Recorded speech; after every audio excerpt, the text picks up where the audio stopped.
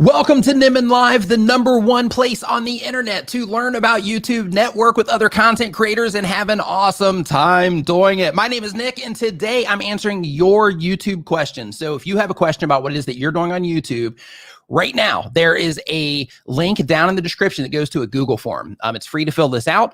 Right now, there's hardly anybody in there because I cleared it literally just a few minutes ago. So there's hardly anybody in there right now. So if you have a question, since you're an early bird, go ahead and get it in the form right now. In addition to that, I'm going to be pulling them out of the chat as well. So they'll also be coming up, I'll also be pulling them out of the chat.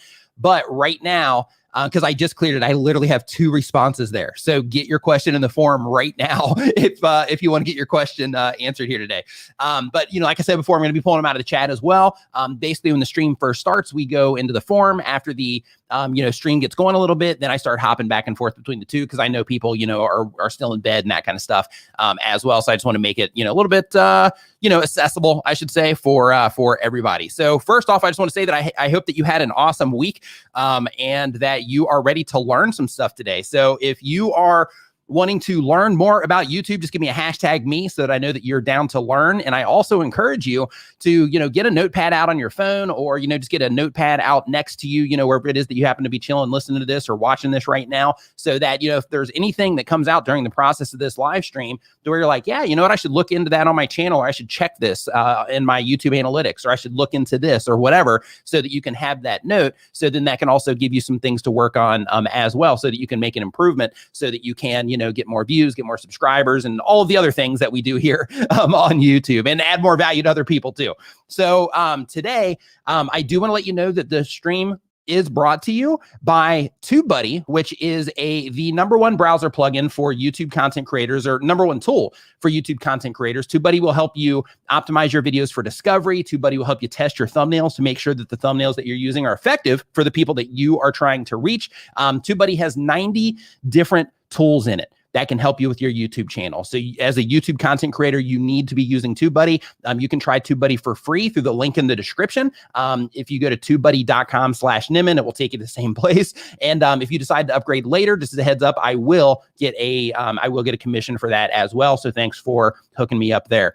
In addition to that, I want to let you know that the stream is co-sponsored by StreamYard, which is the live streaming service that I use to stream this every single Saturday at 9 a.m. Eastern. The reason I use StreamYard is because they do all the heavy lifting for me on the cloud, so I don't have to, put a lot of weight on my computer while I'm streaming. Because as you can see from the different shots that are coming in right now, like I've got a lot of stuff that's routing through the computer. So StreamYard helps me, manage all of that. And in addition to that, StreamYard also makes it easy to add graphics on the screen, like you can see that I'm doing right here, and invite guests in as well, so that I can make sure that, I just click a couple of buttons, send a link, they can come right into the show without any headache or stress. So because of that, that is why I use StreamYard. But you can also find that through the link in the description as well, so that you can try StreamYard out for yourself. Now, man, I got some house cleaning stuff today. We've got some exciting things coming up. First, I'm getting close to 800,000 subscribers, so I just want to thank you for that.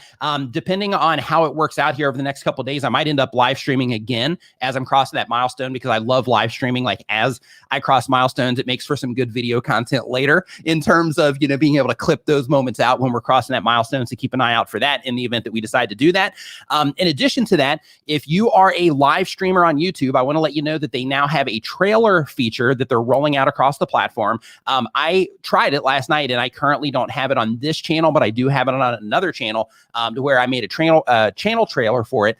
And basically the idea is so that when you publish your live stream and you schedule your live stream, you can upload this video, and when you upload that trailer, then people are going to see that trailer instead of just seeing a blank image for your live stream. And the really cool thing about that is it gives you the opportunity to let people know what is coming in the live stream and what it is that you have going on. So for an example, and I'm not going to play the entire thing, but I just want to show you the trailer that I made, just to kind of give you an idea of a way that you can use this. Of course, as soon as that feature comes out, to where I can actively use it on this channel, then I'm going to be, testing, all kinds of different stuff. So you'll see all kinds of different trailers coming from me. But this is one. I'm just going to show it to you really quick, just so you can get some insight into, what it is, and just ways that you can use it to spread awareness about what it is that you're going to be doing on your stream. So check this out. What is going on, YouTuber? My name is Nick, and I want to encourage you to make sure that you click on the option to set the reminder for this live stream. And the reason that I want you to do that is because during the live streams, I talk about all of the different things related to being a YouTube content creator. I talk about how to get more views. I talk about how to get more subscribers. I talk about mindset in terms of, how do you avoid burning out on YouTube, that sort of thing. But basically the live stream is driven by the questions that you and viewers like you ask during the stream. I encourage you to come by, hang out, participate this Saturday at 9 a.m. Eastern. I'll see you there. But yeah, so basically that's the idea. So, you put together a trailer and you just make it informative, letting people know, what it is going on or what's going to be going on in your stream. So you can kind of build up, a little bit of hype around what it is that you're doing. I think it's a really cool feature. And as somebody that live streams on a regular basis, like I'm going to get tons of use out of that. So just something to, keep an eye out for if you are a live streamer. And it doesn't matter if you're a gaming live streamer or if you're, live streaming crafts or if you're live streaming motivational stuff or whatever it happens to be, you will have this feature and you can use it to bring more attention to what it is that you're doing. So I just want to make sure that I bring that to your attention. In addition to that, I also want to let you know that next Saturday, we are not going to be doing Nimmin Live here. We're actually going to be participating in a charity live stream on Daryl Eve's YouTube channel. On that particular stream, I'm going to drop a link for it here in the chat as well. I encourage everybody, it's scheduled right now, and I encourage everybody to go over there, click on the reminder so that when we go live over there next Saturday, so that you can come in and hang out. And here's the deal. With that particular live stream, we are like, we're having a lot of like heavy hitters coming on to this live stream. This is what you want to look for, right? But it's a charity live stream to help our friend Owen who has been diagnosed with cancer. And I encourage you to, come and hang out. We're going to be giving away a ton of stuff. Tubebuddy's giving away stuff. StreamYard's giving away stuff. Spreadshop's giving away stuff. Camtasia is giving away stuff. I'm giving away a bunch of stuff. My brother's giving away stuff. I know there's a lot of people giving away like consulting for free and things like that, all to, help spread awareness for Owen and to, help spread awareness about his GoFundMe as well to kind of help support him through this process with him and his family that he is getting ready to go through on the fight that he has ahead of him. So, so I just wanted to make sure that you guys know, since you're watching this, that next week, next Saturday, we're going to be live over on Daryl's channel, and it's going to be long. Like we're going to be streaming, I think, for like 8 to 10 hours. So it's going to be nuts. So make sure that you're hanging out over there for that. And like I said, a lot of, content creators that you watch and enjoy, that you learn from, some that you just watch for entertainment are going to be showing up as well. So just make sure that you are paying attention to that particular live stream next Saturday, because it's going to be awesome in terms of, like all the different people that are going to be on there. And of course, we're doing it for a good cause as well. So in addition to that, today, if you are just joining us, what we're going to be doing is we are going to be looking at or answering your YouTube questions. So I have a form in the description of this live stream right now. And there's, some questions starting to come in, but there's still some space in there if you want to get your question in. And then, of course, here in just a little bit, we're going to be bouncing back and forth as well between the form and between the live chat. Now, from the live chat side of things, like if this is your first time hanging out here, how this part works is I'm just going to say, hey, if you got a question, go ahead and drop it now. And when you drop that question, make sure that you put a Q or the word question in front of it so that I can identify that the question is for me instead of it being, like a side conversation that you're having in the chat. And then that helps us get through everything smoothly. And that also helps me identify that it's for me so that I can answer your question. So I wanted to make sure to bring that to your attention as well. So in addition to that, I want to thank Scotland History Tours. Superchat. Says, been watching you since April 2020 as my channel has grown to 56,000 views with your advice. This is the first time I've listened live, so sending a super chat. Huge thanks. High five and fist bump to you for getting the 56,000 views. I appreciate the super chat. And go ahead and grab your notepad because we talk about all kinds of, YouTube related stuff here. So you're definitely going to get lots of good, valuable information out of this live stream as well. So thank you for that. I appreciate it. Let's see here. As we keep going down through this list right here, we have Journey with Jay asks a question with the super chat and says, how do you grow past 1,000 subscribers? So who here has under 1,000 subscribers right now on your YouTube channel? If that's you, just give me a hashtag me.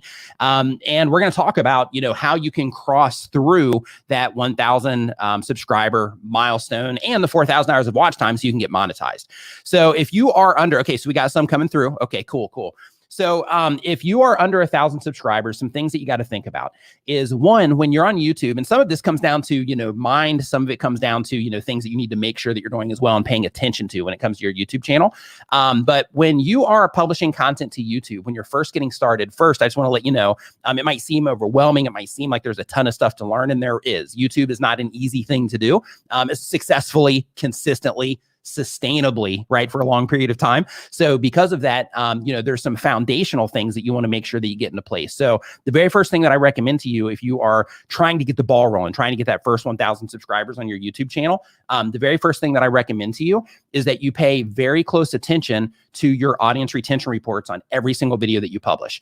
And the reason for that is because there's tons of tips and tricks and things that you can do to accelerate your growth, to, take advantage of, every opportunity that you have for a new viewer coming in and interacting with your content and things like that. But at the end of the day, in order for any of that stuff to happen, you have to be able to do the core thing. And that core thing is you have to be able to make content that people respond to. Now, that does not mean that that content has to be a certain way. Of course, you can experiment. You can do all types of, different formats. You can do all types of different structures in terms of how you're putting the content together itself. But at the end of the day, you have to learn how people are responding to what it is that you're doing so that you can make small modifications that will make people enjoy your content more. And the reason that this is important is because when it comes to YouTube, when people are enjoying your content, and YouTube systems can see all of this, on the back end, because they're tracking, every second that somebody's watching and when they leave videos and things like that. So if you can create a great experience for a viewer, they watch for a longer period of time. Let's say they make it to the end of your video, they click on an end screen. Let's say they go down, they leave a comment, they like the video, things like that. They even subscribe to the channel, those types of things. Those are all indications of a satisfactory experience for the viewer. So it's not something to where you're trying to trick a viewer to do these things. The idea is that your content is to a point to where it carries most of that weight for you, to where people come in and they enjoy the content, and then you get that watch time. Since you're getting that watch time and they're enjoying the content, then of course likes and comments and shares and subscriptions and all that stuff will come naturally, right? So what I encourage you to do is, instead of, just thinking okay, how can I do this as fast as humanly possible? Of course, we all want that, right? We all want, to do better, quicker, as much as we can. But, one thing to make sure that you're keeping in mind is that, it's important to make sure that you are getting that foundational stuff taken care of, because if the content itself, the content that is in your videos, in terms of when people are watching your content, if they stick around, they enjoy that content and they further engage or not, that is going to determine if more people see your videos or not. So because of that, if you're doing this as a hobby, or if it's something that you're wanting to transition to as, a side income, or just something that you want to do full time, it's really important to make sure that you take it seriously and that you're paying attention to all of the different ways that people are reacting to your content. So one of the ways that you can do this that I mentioned before is YouTube has the audience retention reports that is given to you for every single video that you publish. So what you want to do is you want to go in and you want to start looking for problem areas in your video content. So what that means is, if your video first opens up, and this might resonate with you, depending, but when you first open up your audience retention reports, you might see just a huge drop, right when your video first starts. If so, don't stress out about it. Don't give yourself a hard time. Don't think oh, my videos suck, nobody's watching my videos. All that does is that shows you okay, right now, with the videos that I published in the past, right now, those videos are not getting the response that I would like. People are not hanging out, after that first part. So now what I need to do is I need to roll up my sleeves, and I need to start figuring out why. I need to start coming up with theories on why people might not be responding to my videos when they first start, so that I can start testing against those theories with additional content. Now, keep in mind, YouTube is a fun thing as well. So you want to pay attention to the numbers. You want to, make modifications in order to keep people watching longer and to keep people responding to your content better. But you also want to make sure that you're having fun. So as you're taking this journey, when you're trying to get that first 1,000 subscribers, and once you do and you keep going, I encourage you also to remember the fun side and to keep having fun with what it is that you're doing, and don't get so caught up in the numbers that, that you're just oh, this sucks. Because if you do that, then it's going to take the fun away from it. So you want to try to maintain a nice balance so that you can maintain, because in reality, here's the truth. Most people that start YouTube channels don't continue those YouTube channels for a long period of time.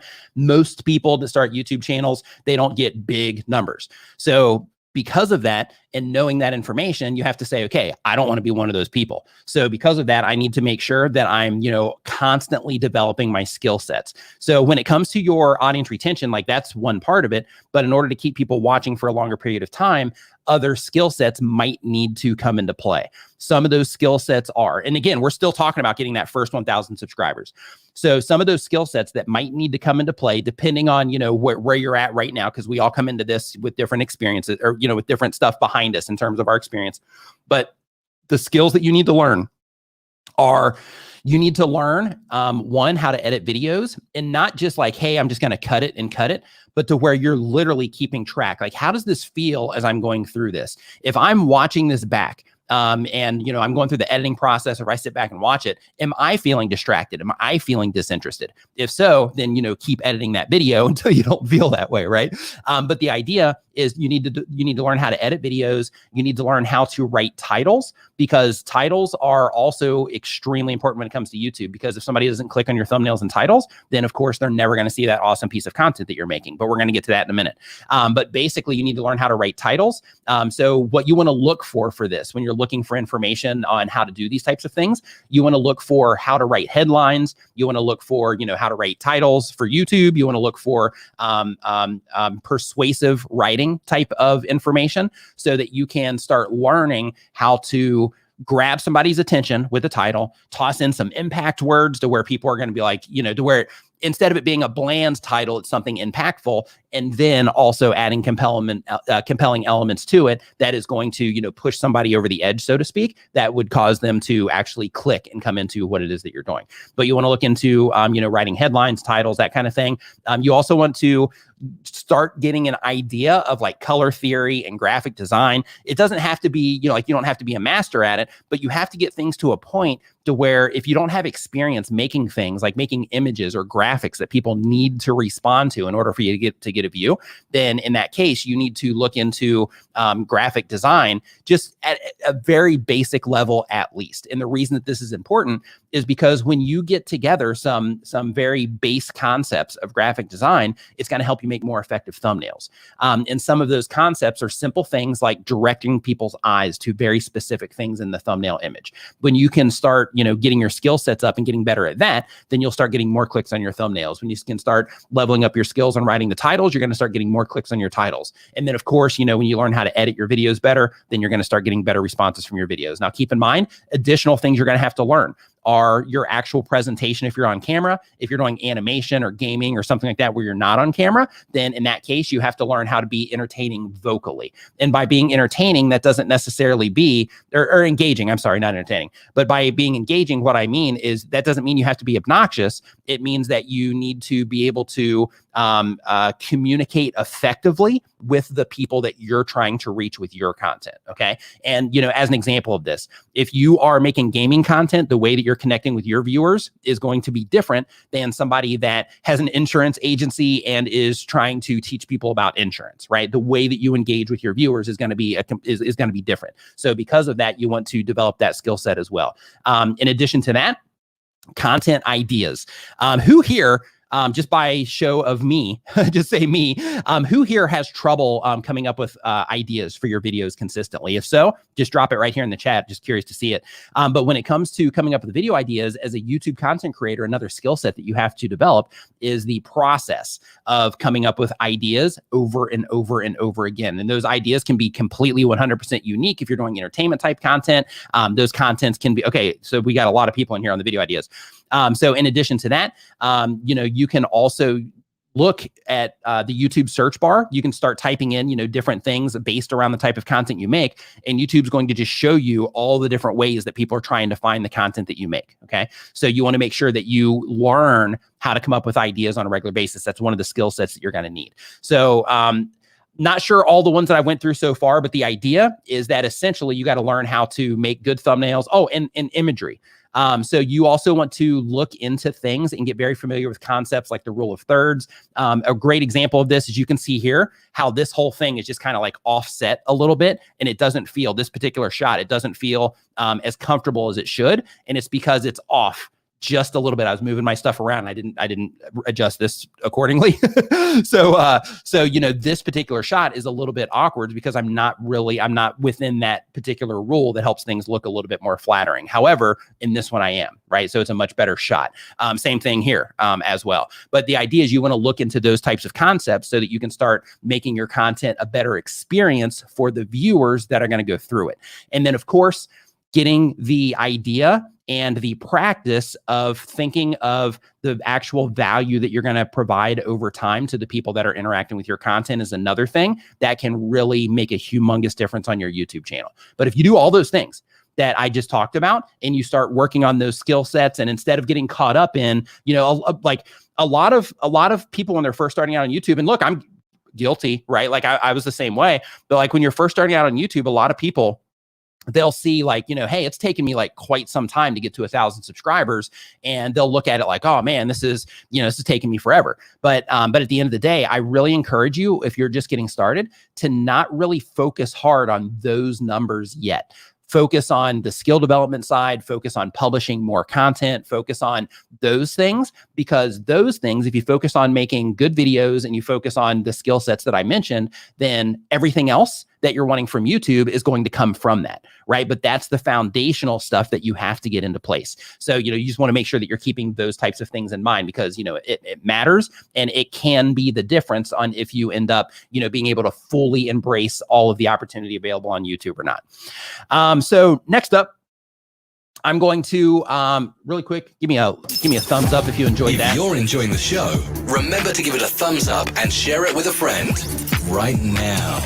Okay, so let's see here. So next up on our list, we've got Arjuna J says, how much scripting is best for travel vlogs? It's your call. So when it comes to bullet points and scripts, how many people here, if you use scripts, let me know in the chat. If you use bullet points, let me know in the chat, because, you know, you're going to find out. And if you freestyle, if you just wing it, let me know as well. And what you're going to see when people start leaving information here in the chat is you're going to start seeing that, you know, that content creators do it in all different ways. So what you need to do is you need to think about, okay, with the content that I'm putting out, do I need the script? If I do need the script, what parts of my travel vlogs do I need to script? Do I need to, if I'm going to go to a location and I'm going to highlight a specific thing, like let's say, as an example, I have another YouTube channel. I haven't uploaded to it in like 5 years, but it's called All Our Questions. And on that one, for example, like I would go to like the Great Wall of China. So the scripting that I did there was to where I looked up a bunch of facts and information about the Great Wall of China, and I actually framed the entire video around facts about the Great Wall of China. So because of that, I needed to script certain aspects of that video, because there was, you know, very specific factual information that needed to be shared. And if I didn't script it, then, you know, some of that information I wouldn't have been able to maintain in my brain, or I would have said that information incorrectly, just because I could have thought that it was this, and then, you know, it was really this. So if you're traveling and you are, let me put this back on screen here. If you're traveling and you are, you know, and you are scripting, just keep in mind, like, okay, do I need the script? If I do need the script, like what, you know, like what parts of the journey do I need to script? And in a lot of cases, people can just wing it on travel blogs, or travel vlogs. But I do recommend that you do have some type of structure, and that you start the entire thing with every single vlog with some type of thing that you're going to take people through, some type of journey, some type of purpose for that video, so that when the video first starts out, part of your hook, and your hook, if you are not familiar with that term, your hook is when your video first starts and you're grabbing people's attention, you're hooking them, right?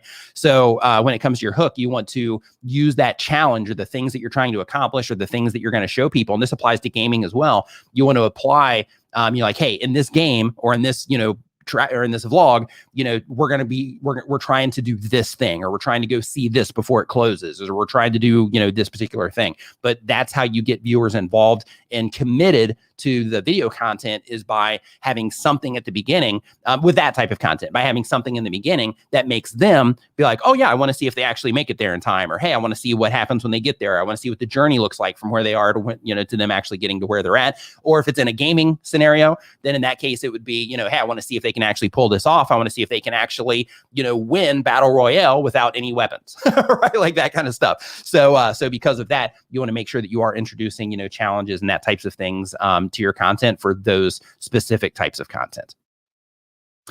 Let's see here. So is the music on your channel all your own? Never mind. That was a side conversation. Sorry about that.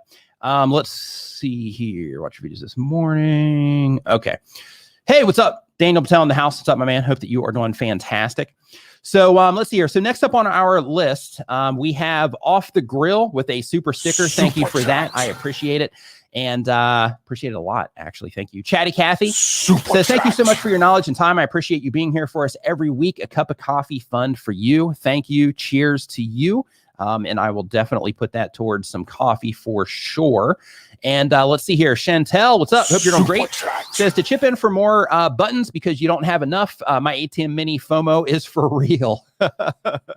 Yeah, like for the overhead shot. Yeah, these are definitely that's definitely a lot of buttons. But really for the live stream, I mostly use this, and it pretty much just runs itself unless I have a moment like right now where I'm highlighting something, and then I use this. And then I use this. But this Stream Deck, I use that one while I'm working on the computer. This right here is a loop deck. It's for like video editing. And really, you can use this in Photoshop, Premiere, Adobe Photoshop, a bunch of different things. But that's what that particular one is. And then this one over here, which you can't really see, but this is a drum machine. For after hours. So that's what that is. So let's see here. So we got the 1,000 subscriber question taken care of. We've got that. Been watching since April. We got that. We've got this. How much scripting? We got that as well. Okay, so next up on our list here, and then after I get through, because there was a handful of super chats that came in when I was first getting started, and I was going through the whole thing about how to get 1,000 subscribers. And one more thing that I actually want to mention on that as well is when you do notice, for those of you that are trying to get across that first 1,000 subscribers, first 4,000 hours of watch time, when you do notice that you do have a video do better than your other videos. Let's say you normally get, 50 views a video, and then you have one video that gets like 250 views. Go in and start comparing it. YouTube, inside of our analytics, which is basically your statistics for your YouTube channel, YouTube gives us the ability to compare content against each other. So go in and start trying to uncover the numbers behind that content, but also go in and start digging into like, okay, this is what the numbers say, but in order for the numbers to look this way, people had to respond to this certain way. So because of that, also start thinking like, okay, people watch this one for a longer period of time than the other videos. Why? People subscribe to this one more than the other ones. Why? People liked this one more. They commented more. Why? And start trying to uncover those things so you can start using it in additional content as well. And then once you find the things that do work, then that's where you start rinsing and repeating and really leaning on those things to, give yourself the best, the best option here on YouTube. So let's see here. So RPG Authority says, thoughts on Warner Cable back at it again, copyright striking everyone for video game music they don't own, mostly Final Fantasy series. So I think that it's unfortunate that, some of these major corporations are, issuing strikes or claims against people if they don't have the rights to the content. I think that it reflects poorly on their brands. However, I'm sure they're plenty aware of that. And I do also understand that, when it comes to things like that, like there's probably people in like different offices and different locations and things like that. So the communication going around probably isn't that great. I'm not saying it's okay because it's not, but I think that, the companies should be accountable and people should be more accountable when those types of things happen, because it's not fair to you, the content creator. It's not fair to the people that actually own the rights to the things that are getting false claims and things like that. So, so I'm definitely not a fan of any type of false, copyright claims or, anything like that. Off the Grill says a dumbbell, Shiba dog and samurai armor holding a golden trophy, says Off the Grill. I'm not sure what that one is either. Let me see here. I'm trying to make sure that I'm pulling this in from the right thing here really quick, just because those are some pretty random things, and I'm actually testing something right now as well. So I'm just making sure that that those were actually Oh, those were super stickers. They came through with super stickers. Okay, got it. Okay, off the grill. Thank you. Yeah, so basically the thing that I'm testing right now is actually defining what those super stickers were, the actual things that were chosen. So, okay, so I got it now. Oh, that's good. Okay, so let's see here. RPG Authority says, being a gaming channel, I have too many ideas. Yeah, especially, when you're first getting started too. Like, when people first start, typically, like there's two camps. One camp is like, hey, I don't even know how to come up with video ideas. And then other camps are like, I have so many ideas that there's no way I'm ever going to be able to get all of these out of my head and into video content. And the cool thing about that is in a lot of cases, that's true. In other cases, you could crank out through, a bunch of videos over the next year. And then, as your channel changes, as you adapt to, how things are going in your channel and things like that, then in some cases, people will end up kind of going off of the path of like all of these ideas, and they'll start being a little bit more, strategic about it. Or they'll just, they'll get tons of response from all the cool new ideas that they're introducing to the platform, and their channels will just blow up. So it can definitely go either way. Create Imperfect Superchat says, my channel is a utility-based channel and most of my views are through search. Is this the best way to grow through, through suggested and browse? And how would you recommend transitioning from search to suggested? This is a great question. Who here has a primarily search-based YouTube channel? What I mean by that is most of your views are coming from YouTube search. If that's you, just give me a me. And the reason I'm asking that question is because I do want you to know, Create Imperfect, that on YouTube, you can, without question, you can grow a very strong, thriving YouTube channel just off of YouTube search. However, if you're growing off of YouTube search, it also means that you're able to get a positive response off of YouTube search in terms of people are, looking for your stuff, they find it, but then when they watch it, they enjoy the experience. And because of that, you will also pick up some suggested traffic. You will also pick up some homepage traffic. But the difference, and I like to define this, in a lot of the streams that we do, I like to define this because when we define the difference, then it can, kind of help you, kind of see things differently when you're putting your videos together. So the example that I like to give in terms of if you're targeting, search, or if you're wanting to get more, suggested and homepage traffic, is if you're targeting search, and in this example, just because I use it a lot, just because it's sitting right here in the live streams when I talk about this. But I just want to let you know that, me using this example, it's not, sponsored or anything like that. That's not why I'm using it. It's just because the actual machine's here in front of me. But the thing that I like to do, or the way that I like to frame this, is when you are going after search, your title might be something like, how to set up an ATEM Mini Pro. Right. And that could be the actual topic as well. Like the topic is like, hey, if I'm targeting search as part of my content strategy for this particular video, one of the things that I'm going to do is I'm going to make, a setup video for an ATEM Mini. And what you do in that situation is you might target it as, how to set up an ATEM Mini step by step, or, in under 5 minutes, or, something like that to make it a little bit more compelling. So that would be, targeted towards search. And, in a lot of cases, people will just say like how to set up an ATEM Mini as the thing that they go for search without any additional compelling things. But as soon as you start adding the compelling elements, for example, in under 5 minutes and under 10 minutes, quickly, that kind of thing, then automatically you're raising the value of that video because you're adding the compelling elements to it. And by raising that value, if YouTube starts showing that to somebody on a homepage or next to another piece of content on YouTube, then, there's more value attached to that. So then, more people will most likely click on it, which will help you get more traffic from there as well. So you always want to add compelling elements to what it is that you're doing so that you can optimize for everything. But ultimately though, the difference between optimizing for search and optimizing for suggested and browse is you have the video where it's like, how to set up an ATEM Mini or ATEM Mini Pro review, something like that. And, you got to think from the topic standpoint as well. And then if you're targeting suggested, it would be a totally different package. And by package, I mean topic, title, thumbnail. So the packaging and what the video would be about then in that case, if you're going after browse and suggested, would be something like, the thumbnail has, like you holding the ATEM Mini. And it's like, this live streaming device changed my life, or this changed the way that I live stream forever, or, something like that. Because then, you still have like live stream, or, this ATEM Mini, changed the way that I live stream. Even with that, you're kind of closing yourself down a little bit to the knowledge of people that know about the ATEM Mini. But if you are going after browse and suggested, if you took the approach of, like this live streaming device, change the way that I live stream, then what you're doing there is you're actually opening up to live streamers to where then instead of you're just focusing on the people that are interested in information about the A10 Mini, now you just broaden yourself up to live streamers in general, like anybody that's interested in live streaming devices at all. Those people, you're able to grab their attention, right? So you just widen your audience a little bit.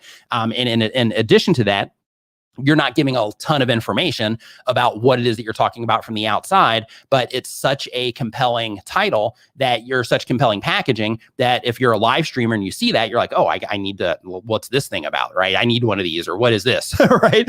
So the difference between the two is, one, you're being intentional in terms of like the keyword or keyword phrase that you're targeting if you're going for search. And then, if you're trying to get on more home pages and get recommended next to other videos, you have to kind of retool how you're thinking of that approach, right? Because then the difference between the two is when you are going after YouTube search, you're just competing with other people that are going for the same term that you are, right? So people are looking for what it is that you make, and the likelihood of them clicking on your video is higher. The likelihood of them, actually, watching the video is higher and all that.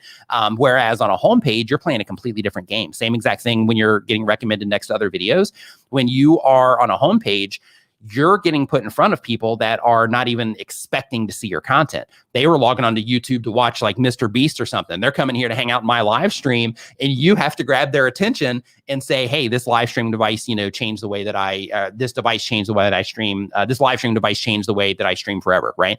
So you have to be able to grab the attention of somebody that had no intention whatsoever. And not just anybody, but the person that is in your target audience, like the people that you're actually trying to reach. You have to be able to grab their attention from the homepage when they're not expecting to watch your content. That's why you want to make sure that you're just thinking, okay, what's the best possible way that I can grab their attention and be compelling to get them to come into what it is that I'm doing? And the same thing works for suggested videos as well. So that's the difference between the two in terms of, when you're targeting search or if you are targeting home pages and suggested videos. Does that make sense? Just give me a hashtag yes or no, just so I can kind of, check the vibe, see, how you guys are picking up what I'm putting down. Okay. So let's see here. Next up on our list, we've got, thank you. Oh, we got that one already from Chatty Cathy, but I didn't hit the super chat thing, so I'll do it right now. Did Chantel already as well. Let's see here. And then we've got RPG Authority saying I sent a $5 super chat a while back with a question. We got that one taken care of as well. And A+ Russian says, should I go back to optimize titles of old videos? Okay, great question. So when it goes to old videos, Roger Wakefield, what's up, my man? Hope you're doing great. When it comes to Urban Explorer, Neil, what's up, dude? Hope that you're doing awesome. Congratulations to you on 6,000 subscribers, by the way. High five and fist bump. Neil, Urban Explorer just crossed 6,000 subscribers on his YouTube channel this week. So, congratulations, Neil, to you for that, my man. Love seeing that. But in terms of optimizing titles of old videos, if you go into your stats for those videos and you notice that that people like stick in those videos in terms of when people do click on them and they go in and they watch them, that they stick around in those videos, then in that case, then, updating the title, updating the thumbnail, just kind of refreshing everything. It can make a difference. So if you have videos that are performing okay in terms of retention, but they're not performing well on the platform because, people just aren't clicking on them, then absolutely, you can go in and change your thumbnails and just try to make them better. Keep in mind, if you change your titles and thumbnails, or one or the other, keep in mind when you do that, sorry, Neil, keep in mind when you do that the result can be better or worse, and it's all based on human response. So if you make a change and people start responding to it better, then of course it's going to make the video do better. If it makes people respond worse in terms of they're not clicking on it as much, or the expectation has changed and they're not watching the video for as long, or just not engaging with it further, then in that case it could actually end up working against you as well. And Neil says it's 8,000. So sorry about that, Neil. Yeah, I was thinking 6. I've been looking at so many milestones lately being shared out that that's what I'm going to say anyway, right? I've been looking at milestones just being shared out, and I lost track. But my apologies on that, Neil. Oh. Okay, so right now, if you have a question about YouTube, right now is a great time to drop your question. Hey, what's up, Tom? Hope you're doing great, man. No, it won't happen today. 800K will probably happen within the next, I don't know. I would say, hold on, I'm going to answer there we go. I would say a day, maybe 2 days. because I just went over the 99 mark. So it'll be a day or two until it shows up. But definitely looking forward to it. Like I mentioned before, I might live stream. I'm not sure. But yeah, definitely getting close. Excited. It's always exciting crossing these big ones.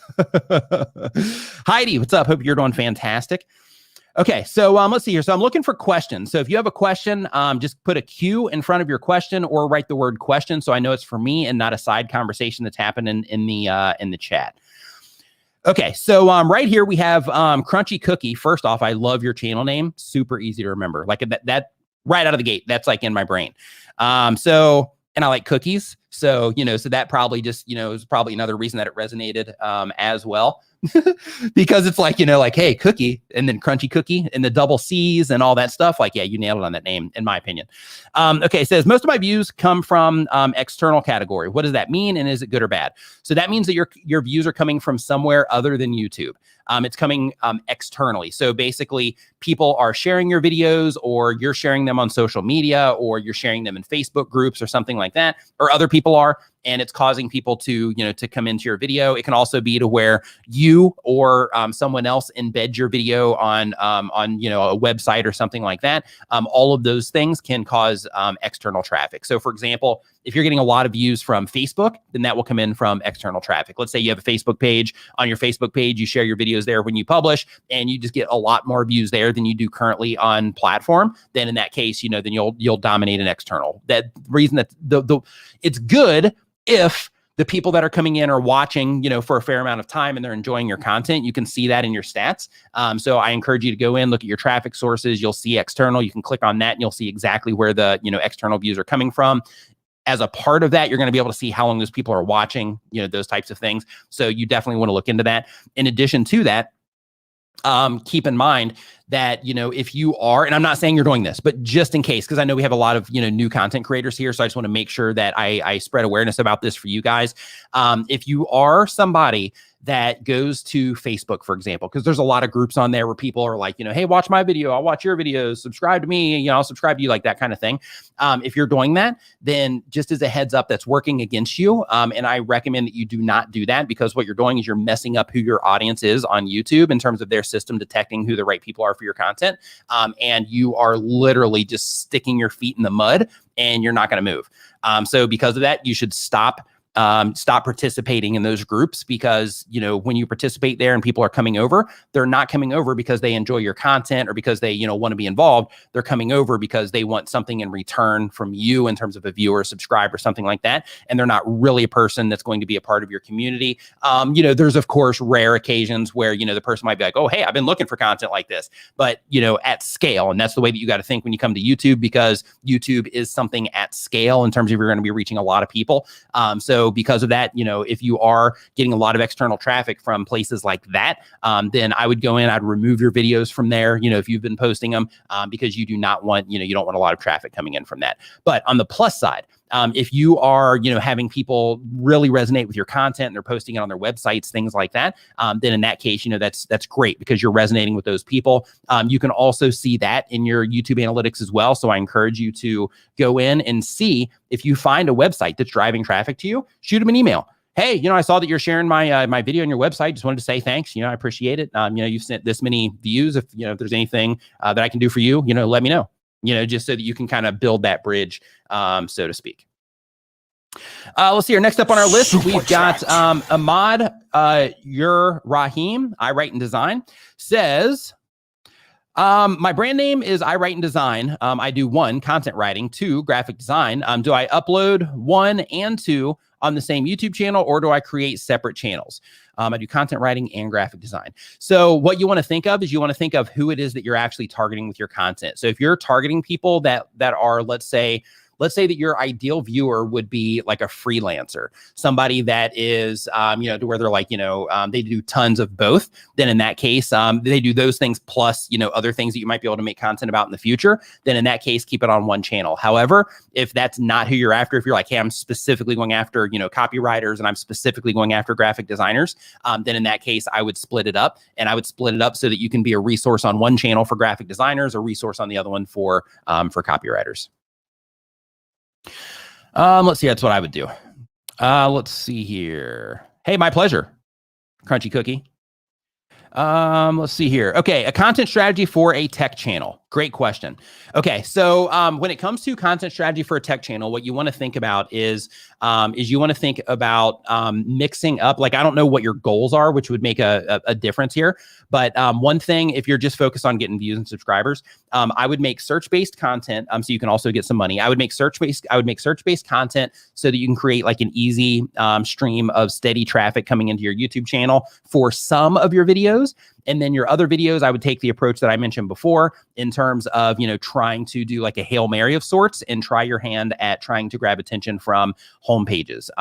One thing that you, and recommended videos as well. But what you want to think of is, of course, based on your goals, is you want to think of, okay, over the course of the month, let's say that you do 8 videos over the course of the month, then you would say, okay, well, let me target search for 4, let me target, home pages and recommended videos for another one, or suggested videos for another. We'll just call it recommendations. So let me target recommendations for 1 or for 4, and let me target search for 4 so that I can, really practice the art of getting people to click from the homepage, and so that I can also put up some nice stable content onto search. When you're putting stable content onto search, try, and I know with tech, that tech isn't really evergreen, but try to make your search-based content something that is at least going to have some lifespan to it. So for example, even though like the Stream Deck, right? And I'm just using myself as an example here, but like the Stream Deck. Stream Deck's been out for a while, but there's still people putting out new videos on it. It's a very popular item, and people are going to continue to get Stream Decks for quite some time. So because of that, if I had a tech channel that was targeting live streamers, then in that case, I would make, a bunch of videos for search that would be about the Stream Deck, because I know that, for a while into the future that people are still going to be getting Stream Decks because there's a lot of hype, just natural hype, so to speak, around Stream Decks. So, you want to think of those types of things. In addition to that, you also want to pay really close attention to anything that is on the way in terms of trends, because, as a tech channel, you can really go to the moon, so to speak, on trends. So you definitely want to work trending content in. Of course, you get to lean on tentpole events in this situation, like Apple, they put out stuff, like clockwork, and any other tech company that you make content for, if they put out content and just new products like clockwork, then I would look at those kind of as tentpole events, like, hey, every fourth quarter, this company, they put out, something new, and there's hype around it, and, there's a lot of extra attention around that thing. So because of that, I'm going to make sure that I work, a lot of content in Q4, that I work a lot of content around, the new thing that's coming out, building up hype, my thoughts of what it's going to be like, and things that you've heard, or, those types of things until it comes out, and then make a lot of content about it once it comes out if you end up buying it. In addition to that, I would also lean hard when you're going into YouTube search. I would lean hard on some help content specifically in terms of setting things up and that sort of thing. Because when you do that, then what you do is you become a helpful resource. So then you're not just an informational resource, but you're also a helpful resource that helps people actually, kind of get their mind around some of the tech as they're getting it. So for example, like I just bought another drum machine, and I've been watching tons of videos trying to, figure out how to set everything up and all of that. So in a situation like that, if I go and I watch one of those videos and I'm like, oh yeah, this is great, I loved how they explained this, I'll subscribe to the channel, because I'm like, yeah, I love how they explain that to me, because it made it easy for me to understand, which means this person shares information in a way that I can resonate with. So then, I'll subscribe to those channels, and then I'll go back, and check them out if I know, like if I were to get another piece of like music stuff or music equipment, and, if I'm like, hey, let me check that channel and see if they have anything on it, as an example. But, help content is definitely more search focused than it is on browsing suggested. But of course, a big key of this and just getting attention on YouTube in general is, and this is for everybody, a big key to this is when you're optimizing your videos, of course, you can think, I'm optimizing for search, I'm optimizing for, browsing suggested. But at the end of the day, what you really want to do is try to optimize for, just discovery in general. So that means that you just want to include things into your title and into your packaging in general. Like for example, I mentioned the A10 Mini Pro earlier. Let's just say you're doing iPhones. Then in that case, I would make sure that I have like iPhone in the title. And the reason for that is so that, you would have the context, you would have the keyword itself in there, which would help in terms of search. That would also help trigger the actual viewer when it shows up on home pages and stuff like that. But you would use, like iPhone or, iPhone tips and tricks as maybe your keyword phrase. And then you would also add some compelling things to that as well. And by doing both, right, you have it for search and you have it with the compelling element for home pages, then you're actually leveraging, all the different traffic sources to bring attention to yourself. So hopefully all that makes sense. I know it was a little bit of spotty in terms of, the order there. but the idea though, is you just kind of want to look at your content over the course of, 28 or over the course of 90 days. And you want to say, these are the things that I'm putting out. How can I frame this particular product around, around something that would be search-based? How can I frame this one around a really good, compelling package that would, be good for home pages? And in addition to that, I would do opinion pieces from time to time as well. And when it comes to your content strategy for the tech channel, the reason for the opinion pieces is the opinion pieces are going to be the things that are going to help separate you from other tech channels. Because, like when people start sharing their opinions on things, then what happens is you start like dividing the line in terms of, like, hey, if you start, talking about how awesome Apple is, then of course the Android people are going to be like, hey, but this is not the channel for me. But the Apple people are going to be like, yeah, I feel this person, right? So, when you start, sharing your opinion about, the different things and the things that you like and don't like, that's also something that can help tech channels as well, because then people get to lean into, or not lean into, but they get to connect with you on the personality side as well. So that was a really long answer. So hopefully that made sense. Let's see here. So next up on the list here, let's go down to, we got Seismic Shock TV. Says Nick, first, good morning, brother. Hey, Seismic Shock, good morning. Hope you're doing great. I think I broke YouTube. Says our last short got 356.9% audience retention. Can you explain? Yeah, so that can be from people starting it over again. That can be from people just looping it and just watching it over and over again. Then that can cause, that peak there. So you did great, by the way. So whatever you made, like keep making that kind of stuff. That's fantastic. Would you recommend having a channel trailer?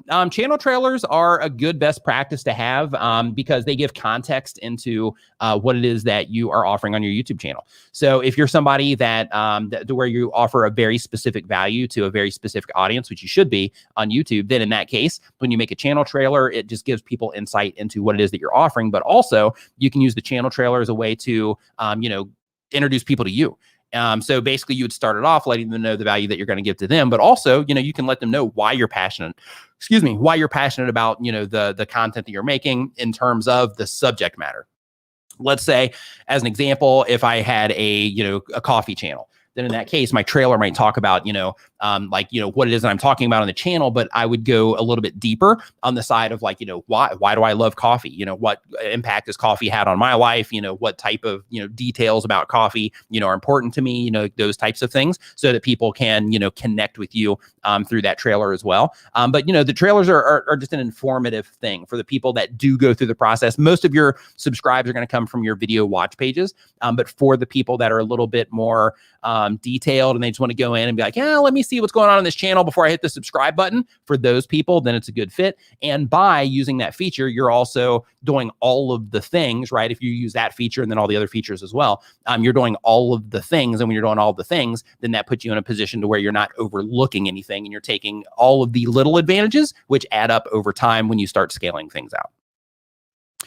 Oh, let's see here as we keep on going through the list. Okay, so next one I'm going to do here, I'm going to actually pull this one from the form itself. This is Living with Eve.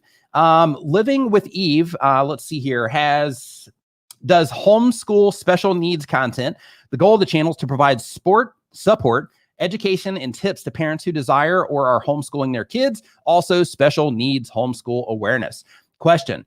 Shorts. Do tags and title matter? Does description matter? Like Instagram's picking a popular song help? Does it matter? Any other tips to get them on the short shelf? To get them on the short shelf, the tip is to make sure that people are really enjoying your short. Try not to make them, because I know they're a minute long, but if people aren't watching your short, because you get audience retention reports on your shorts as well. So if people aren't watching your short for that long, then start making shorter shorts so that people will end up, completing them more or just watching them for a longer period of time from a percentage standpoint. In terms of titles, absolutely titles matter, because when people are sitting there going through the short shelf, of course the video content itself that's in that short is going to be the thing that really grabs their attention. Oops, hold on, I forgot to take this off of there. But the short shelf is going to be the thing that's going to like really grab their attention, or not the short shelf, but the video content. And for some people, though, depending on how fast you actually get into the content, their eyes are going to drop down. They're going to see that title, and that's going to, for some people, let them know if they should stick and watch it or not. So absolutely, the titles matter. In addition to that, when you go to the actual shorts option, you'll also see some titles there as well. And your shorts can also show up in other places on YouTube, like on your channel page, for example, or on your video page. So because of that, having a title is definitely important. A description is important just for additional context for any viewers that happen to click into there. Plus, shorts aren't monetized right now, but you can still monetize through your description of your shorts in terms of, spreading awareness about, something as an affiliate, or trying to, get people onto, to take some type of action that you would be able to, to make some money off of too. So just keep that in mind as well. If you're enjoying the show, remember to give it a thumbs up and share it with a friend right now. All right. So next up on our list here, we got RPG Authority, and I think we got him taken care of already on the super chat side, but says, I make a channel that's based around a genre of games, and these games are not generally made for kids. My question is thoughts on a channel that uses swear words here and there. If you use swear words here and there, it's fine. The issue comes from, in terms of a monetization standpoint, the issue comes from excessive. So if you are making, excessive, if you have a video with excessive language, then, that can cause an impact. So just keep that in mind. But if it's just occasional, things slip from time to time because you're excited while you're playing a game or something, then I wouldn't worry about it. Professor Nez in the house. You're here early today, my man. Hope you're doing fantastic. You must have got out of here. You must have woken up pretty early here today, man. I hope that you have an awesome Saturday, my friend. So just as a quick spread of awareness right now, I just want to remind everybody, and I'm just going to keep doing this throughout the stream as well, and just bear with me here while I take a second to do this, because it's an important thing. So next Saturday, for those of you that missed this message earlier in the stream today, next Saturday, I'm not going to be streaming here. I'm actually going to be streaming over on Daryl Eves' YouTube channel. We're doing a live stream over there. It's going to be about an 8 to 10 hour live stream. It's a charity stream, and it's for our friend Owen, who has been recently re-diagnosed with cancer. And we're trying to spread awareness, about that, and, bring attention to his GoFundMe as well. And I am going to drop a link to that right here. And I encourage you, it's going to pop up in the chat here in a second, but I encourage you to hit that reminder on that stream, so you can come over there and hang out. There's going to be tons of stuff given away. We're giving away so much free stuff over there. Camtasia's giving away stuff. Spreadshop's giving away stuff. StreamYard's giving away stuff. I'm giving away lifetime memberships to Tuber Tools, which each one of those is like a $250 value. I think Daniel's giving away, Daniel Batal, who's in the chat right now, he and some other people are giving away consulting for YouTube channels as well. So, there's a lot of really, really awesome stuff that's going to be given away over there. But I just encourage you to come over and hang out there next Saturday. So I just wanted to, make sure that you know about that. Okay, so let's see here. So next up on our list, if you have a question, go ahead and drop it into the chat right now. And make sure you put a Q in front of it so that I can know that it's for me instead of a side conversation that is going on in the chat. All right. So Tucker's UK, what's going on? Hope that you're doing fantastic. Says, what's up? What's up? Hope you're doing great. So here, can you show CTR and retention times for some of your videos from search, suggested, and browse? So typically I don't show my stats because, competitors, watch out. I have some competitors that literally come onto my live stream and hang out. So I definitely do not show that type of information here, here in the live stream. And the member side, I do that every now and then when we're doing live streams there. I'm just showing examples of stuff and things like that. But I don't do it publicly here on the YouTube channel during a live stream. Let's see here. As we keep on going, it says, I'm working on YouTube for 3 years, but I have only 70 30 subs. Why? Great question. So the answer to that question can be found in your YouTube studio. So if you go into your YouTube studio, all of the clues are going to be there. So you know how they say, you know, success leaves clues, right? It also works the other way, to where if things aren't working out, it's usually pretty clear why. So if you've been on YouTube for 3 years, you know, I'm actually, just for fun here, I'm gonna pull up your YouTube channel, and I'm just going to take a look just at a first glance here. I'm not even gonna pull it up on screen. Maybe I will. I don't know. We'll see. Let me tap in here the everything studio. If you're enjoying the show, remember to give it a thumbs up and share it with a friend right now. Okay, so that was a year ago. So let's see what it is that you're doing right now. Make sure this is muted so I don't play anything. Okay, so right out of the gate, let me click on something here. Okay, right out of the gate, I am 3 seconds into this video content. Okay, I just came into the 6 seconds, 5-6 seconds before we actually got into anything going on. Basically, you just had like a text slide with some like words showing up, things like that when it first started. I would completely get rid of that. And when your video first starts, actually start the content itself, right? So this is a review, like your video footage, stuff like that looks cool. I don't know what it is exactly that you're saying, but you know, in terms of the actual like quality of the footage, things like that, that looks good. So what I encourage you to do in your specific case is I encourage you to go into your audience retention reports, look and see how the people that are watching this, see how they're responding to what it is that you're doing. Also look at your click-through rate, things like that, so that you can start to uncover, you know, exactly why things aren't going the way that you would like them to go at this point in time. And I see that you're younger as well. So, you know, just keep in mind, like, you know, if you've, like what you were doing 3 years ago is probably completely different than what it is that you're doing now, in terms of maybe the content on the channel or just how you're putting everything together. So what I encourage you to do is I encourage you to do like a just kind of like an audit of your stuff and say, okay, this is the stuff from before that, you know, that isn't that great. So I'm just going to get rid of that. I'll leave some videos just so, you know, so you have that, you know, history of yourself. So you can go look and, you know, your fans can go look, you know, once your channel grows, stuff like that. But start looking at like from today forward, you know, that you're going to be really diligent about going into your, you know, to your stats, paying attention to what's going on there and taking an active effort, because, you know, by seeing the age in your video trailer from a year ago, it looks like you're still like really young. So because of that, like your approach to this is going to be a little bit different, but you have tons of time to burn, which is great.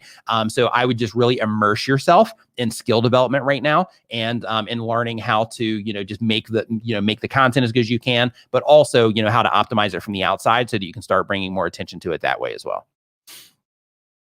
The Big Llama Show says, I love your channel name too. That's great. Big Llama says, are you using StreamYard in this live stream? How you have multiple camera angles? So the reason I have multiple camera angles is I have, I'm using, oh, here we go. And it's on an auto switcher right now, so sometimes it'll take it away. But I'm using this and this, which this is an ATEM Mini, and this allows me to switch between different cameras. This is one, and then I have the output of this one plugged in as an input into this one, which gives me, you know, an extended amount of cameras that I can use. So I can put the side camera there, and I can put the overhead camera there as well. But I'm doing the switching through this. But if you look here, you can see right here, this is StreamYard right here. This is where I'm actually doing, you know, putting stuff on screen and, you know, all of that good stuff. So, so that's what's going on and how I'm actually, you know, switching all that stuff up. Let's see here. Blaine, what's up, man? Saying hey to Daniel Batal. I'll be tastic. Says, I made a mistake in my last video, so I deleted and re-uploaded. Is there any chance that YouTube can introduce a feature to replace a video without having to delete it and lose all the views and comments? You know, I'm sure they could. Like Vimeo does that. I think Wistia does that. You know, there's some other video related sites that do that as well. So I'm going to assume that YouTube, you know, has that capability as well. But in terms of why they don't, I have no idea. I would guess, I mean, if we were just, you know, trying to come up with reasons, possible, you know, like scenarios, I would guess maybe it might be to where, you know, like let's say a video started taking off. If somebody were to go in there and change it for something that wasn't, you know, the initial video, then of course, you know, people start responding to it differently. But, you know, that would give people the opportunity to change things in terms of, let's say you got like a copyright strike and you'd change it, and then that would complicate things in their system, because then that would be additional things they would have to keep track of. You know, those sorts of things might be, you know, the reason why. But really, like, I think it'd be a great feature too. Like I'm right there with you, Albie. I think it would also be a great feature. Let's see here as we keep on going down. Jay Tolley says how to respectfully design. This is great because I've never answered this one before that I can remember. I don't think I've ever had anybody ask this question. So thank you for this. Says how to respectfully decline a collab that is not within your niche. Or just take all collaborations. So I encourage you to respectfully decline it if there's not an alignment of audience. And what I mean is if the people that are watching their channel are not a perfect candidate for your channel, or a really close to perfect candidate, then I would just tell them, just say, hey, based on, you can show them this clip right now. Just send this, right now the timestamp is at 1 hour and 3 minutes. So literally just take this timestamp and send it to them. So if the audience that you're collaborating with, or the channel that you're collaborating with, if they have a different audience, then what's going to happen is those people are going to come over and they're going to subscribe because the other person said to come over and subscribe if they're watching that channel, and the same exact thing goes for you. But the downside is when you start publishing content, those people aren't going to respond to your content in terms of clicking on it and coming in and watching it, because you're not making content about things that they care about because they're not the right audience. So because of that, you don't want to do collaborations if there's not some type of alignment with the people that you're trying to reach. And feel free to send them that. Again, it's at a minute or at 1 hour and 3 minutes. Doug, I see the message. Here. So let me go through here. Let's see here. Thoughts on what happened to Jim Browning. So RPG Authority, I'm not sure who Jim is. So I'm not sure on that particular question. Creaky Blinder says, I'm a commentary channel and I'm looking for different ways to monetize. Don't like relying on ad revenue only. I hear you. Yeah, and that's smart. So if you're looking for other ways to monetize as a commentary channel, one thing that I would definitely do, I would do merch. I would definitely do some type of crowdfunding, something like Buy Me a Coffee or Patreon. If you do Patreon or Buy Me a Coffee, both of them have monthly options as well, to where people can, pay like a small monthly fee in exchange for, something else, so to speak. Additional content from you, or, something like that. You got to make it, worth it for them. But the idea is to, create those offsite assets. In addition to that, I'm not sure exactly the type of content and, like the things that you talk about, but if you can find anything that would be of value in terms of, like a newsletter that you could put together for them, to where you send out like a weekly or a monthly newsletter. Within that, you can also sell advertising space. You can also promote things as an affiliate through that, that are a good fit for the people that you are reaching with that newsletter. You can do, those sorts of things. And then of course, sponsorships, if the channel's far enough along to where you can start reaching out to potential sponsors, is also another solution for you as well. Let's see here. Best advice to someone to start their channel. This one comes from Michael Cutler. So best advice for somebody to start their YouTube channel. Know what it is that you want out of your YouTube channel. So a lot of people start YouTube channels for fun, which is great. However, there comes a point in a lot of the scenarios to where you start a channel for fun, but then you realize, once you're in the community and you start, hearing all this different things, you realize like, hey, if I take this a little bit serious, I could actually turn this into something like really cool. So then it starts as fun, and then it turns into like fun plus some work attached to it. So because of that, it's really important to have a goal or a really strong why in terms of why it is that you're creating the content that you're making. Why are you going through the effort to put content together, upload it to edit it, right? Record, come up with ideas, take the time to edit the videos, take the time to upload them to YouTube, optimize it to YouTube, taking the time to hang out live streams like this, learning about YouTube. Like, why are you doing all of that? Right? Defining that and defining what it is that you're trying to accomplish with your YouTube channel is really, really important, because when you're first starting a YouTube channel, if you have that information in place, like this is what I'm trying to do with this channel, then all of the decisions that you're going to need to make on your journey are going to be really easy. But when you don't really know and you're just kind of letting the water take you in whatever way it takes you, then in that case, it starts creating challenges, because let's say you put out one piece of content that ends up doing great, but it's not really the type of content that you want to make. You just happen to make it so you could get an upload. But since you're not really based on any type of goal, or you're not really trying to accomplish anything, then in that case, that ends up sending your channel in a direction that you don't want to go in, which then, that ends up working against you, and it turns the whole thing into something that you don't like, but you've got this success, but then you're like, hey, I don't like making these videos, right? So because of that, you want to make sure that you have a really strong goal, or that you have a really strong why behind what it is that you're doing. So that's number one. In addition to that, if you're just starting a YouTube channel, You also want to be very clear about who it is that you're trying to reach with your content. You don't have to be, if you can be extremely specific, that's a win, but, at least have a general direction in terms of like, hey, I'm trying to reach people that are interested in these particular things, people that have these particular problems, people that find this type of entertainment funny. I'm trying to reach, trying to connect with other moms, trying to connect with other single dads. I'm trying to connect with, pet owners. I'm trying to connect with, Chihuahua owners, like whatever the thing is. Just being very specific about who it is that you're going after. But those two things, and then of course, skill development. Lean really hard into developing the skills that you need for YouTube, because just uploading videos isn't enough. You have to upload videos that get a response in order for your channel to do well over time. So because of that, you have to go through the process, and it's hard, right? Because you got to learn a bunch of stuff. Just like if you start learning to play an instrument, you start going to the gym, you have to learn how to do all that correctly. If you start, learning how to play with a camera, you get this box in your hand with this lens on it, and you're like, well, I don't know what to do with all this. I don't know what any of this stuff means. But you have to go through the process, watch a bunch of videos, do that kind of thing to figure out how to actually use the camera in the first place. YouTube is the same exact way.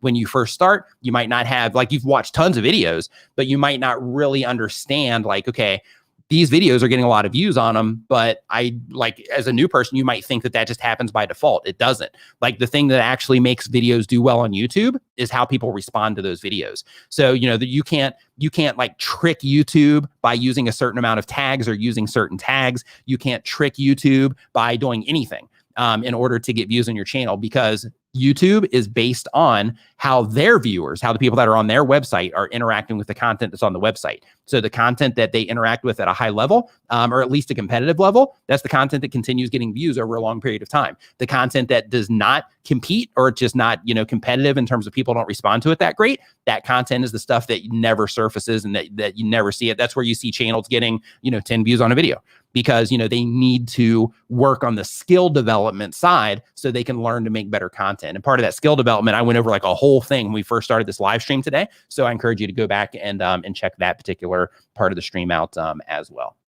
So really quick, I have some things that I need to address here as well. So I had some channel memberships that also came in. So I just want to, actually, I can do it right here. Boom. Yes. Okay. So that made that easier. Man, that was great. Okay. So let's see here. So first off, Jessica Shorts. Oops, wrong one. There we go. Welcome to the Nimminati. Cozy Fox. Welcome to the Nimminati. And Copper Kettle Farms. Going through them all here. Welcome to the Nimminati. So for all of you, first off, welcome to the Nimminati. 2, we have a members only Facebook group. So if you are on Facebook, which I'm going to assume that you are, and just a heads up, if you don't want to, for example, we have 2 channel names here that don't have an actual name. If you're like, hey, I don't want people to know like who I am behind my channel, anything like that, you can actually join the group as a page. But if you go to nimminvip.com, that's going to redirect you to our members only Facebook group. So head over there when you get the chance and make sure you fill out all the information on the way in, because that's how I verify that you're a member before I let you into the group. So make sure you fill out all that stuff, and I'll see you over there. Let's see here. So as we continue going here, we've got let's see here. Hey, Nick, StreamYard are doing an offer today. Does it work with Stream Deck and OBS? I've done a few live streams, but I'm planning on focusing on this. So yeah, they are. They actually do have an offer going on. I can't remember off the top of my head of what it is, but if you go to StreamYard.com, you'll probably see it just for anybody else. But they do have like a discount going on right now, and I forgot to mention that, so thank you. But in terms of does it work with Stream Deck? So if you use OBS, then you can do a virtual cam, and then you can use that as the webcam that you have inside of StreamYard, and then you can use the Stream Deck with that. However, as a standalone, Stream Deck does not currently, out of the box, work as a switcher for StreamYard. I know they're working on something for it, and I know that people have kind of hacked it. And if you go into the StreamYard Facebook group, if you look around that particular group, or you can just make a post, asking about it, and somebody will link you to it. But if you make a post in there, somebody has actually put together like how you can use the Stream Deck for StreamYard, and they do it. They build macros and all this stuff to make it happen. It's complicated, but it gets it done. But the easy way to do it, if you're already connected with OBS, but you're wanting to be able to do things like add text to the screen and have them record your streams, while you're live, that kind of stuff, so you can use them later. Then in that case, you would just want to have OBS and then use the virtual cam that you would pull into StreamYard. So hopefully that answered that question for you. And if you have any trouble setting that up, feel free to send me a DM on Twitter. And if need be, I can connect you with somebody at StreamYard that might be able to help you too. Infinity 14U or 1 4U says, love your work. I grew my channel to 25,000 subscribers in 7 months, mainly from search traffic. I'm trying to learn what my audience would also like to watch in addition to what brought them in the first place. Any tips? First off, whoosh, whoosh, high five and fist bump to you for getting in. And applause for getting 25,000 subscribers in 7 months. I want to let you know, just in case you're not aware of this, I want to let you know that what you have accomplished, getting 25,000 subscribers in 7 months, is an extremely rare thing, and you are doing awesome. So give yourself a high five. Like next time you're in the mirror, like fist bump yourself and be like, yeah, you rock. Just because you're like 25,000 subscribers in 7 months, like you're doing fantastic. So I just wanted to just make sure that you are aware of that. You probably know that, but I just want to let you know, just statistically, you're doing amazing right now. So in terms of making sure that you are giving content that they enjoy, what you want to do is when you log into your YouTube analytics, they're going to show you the videos that have been top performers on your channel over the last whatever date range it is that you select, but usually it's the last 28 days. So those videos are the videos that are bringing the most attention to your channel over that time period. So what you want to do is you want to look at those videos on that list, because those are the people that are the most active in your channel. And the reason this is important is because when you publish a new piece of content, YouTube is trying to figure out the people that are the most likely to watch that piece of content at the time that you publish it. And the people that have interacted with your channel the most recently, those are going to be some of the first people that are going to see it. So because of that, what you want to do is you want to look at that list of content that you've published that is bringing people in right now, the primary drivers of traffic to your channel or viewership to your channel. You want to look at that, and then you want to think, okay, the people that have watched these particular videos are the ones that are driving, the most viewers here. The people that are interacting with these, what would be a great next video for those people that have specifically watched these particular videos? And then when you can define that, then you want to make that piece of content, of course, and just kind of keep rinsing and repeating that process so that you can, just keep serving those people that are coming into your channel off of those higher performing videos.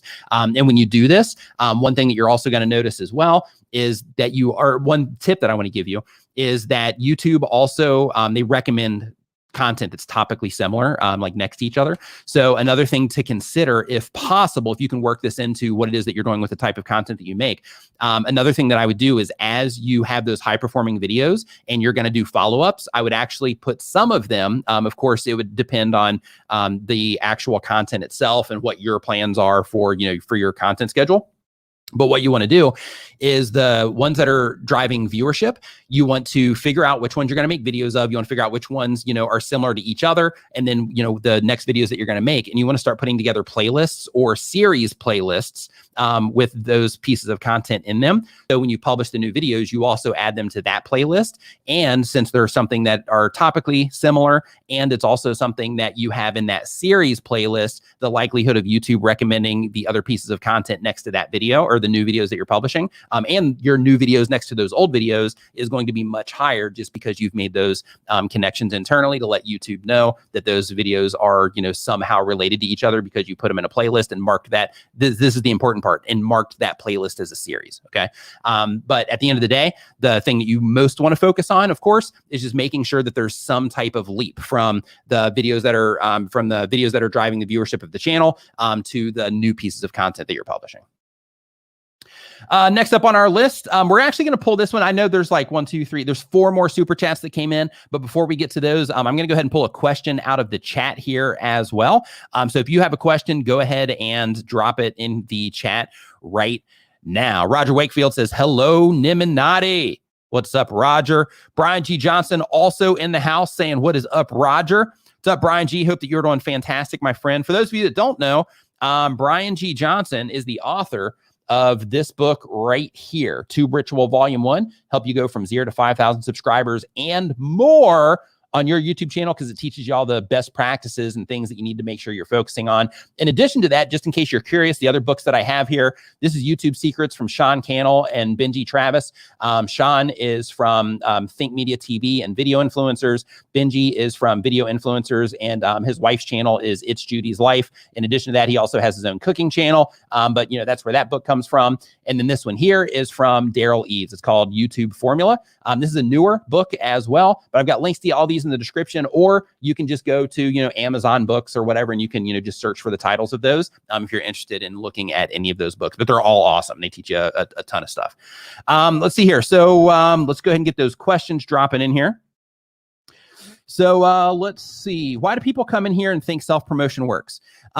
Just people, sometimes people just don't know, like in some cases, like that kind of thing used to frustrate me, but like a lot of people that, interact with these streams, like before when I mentioned, like how many people are under 1,000 subscribers, and there was a lot of people that are like me, like a lot of people, like people don't know information sometimes until they run into that information.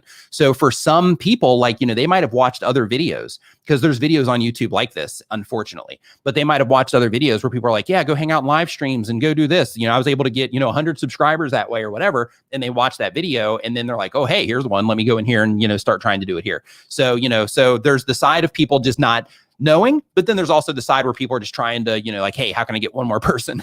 Right.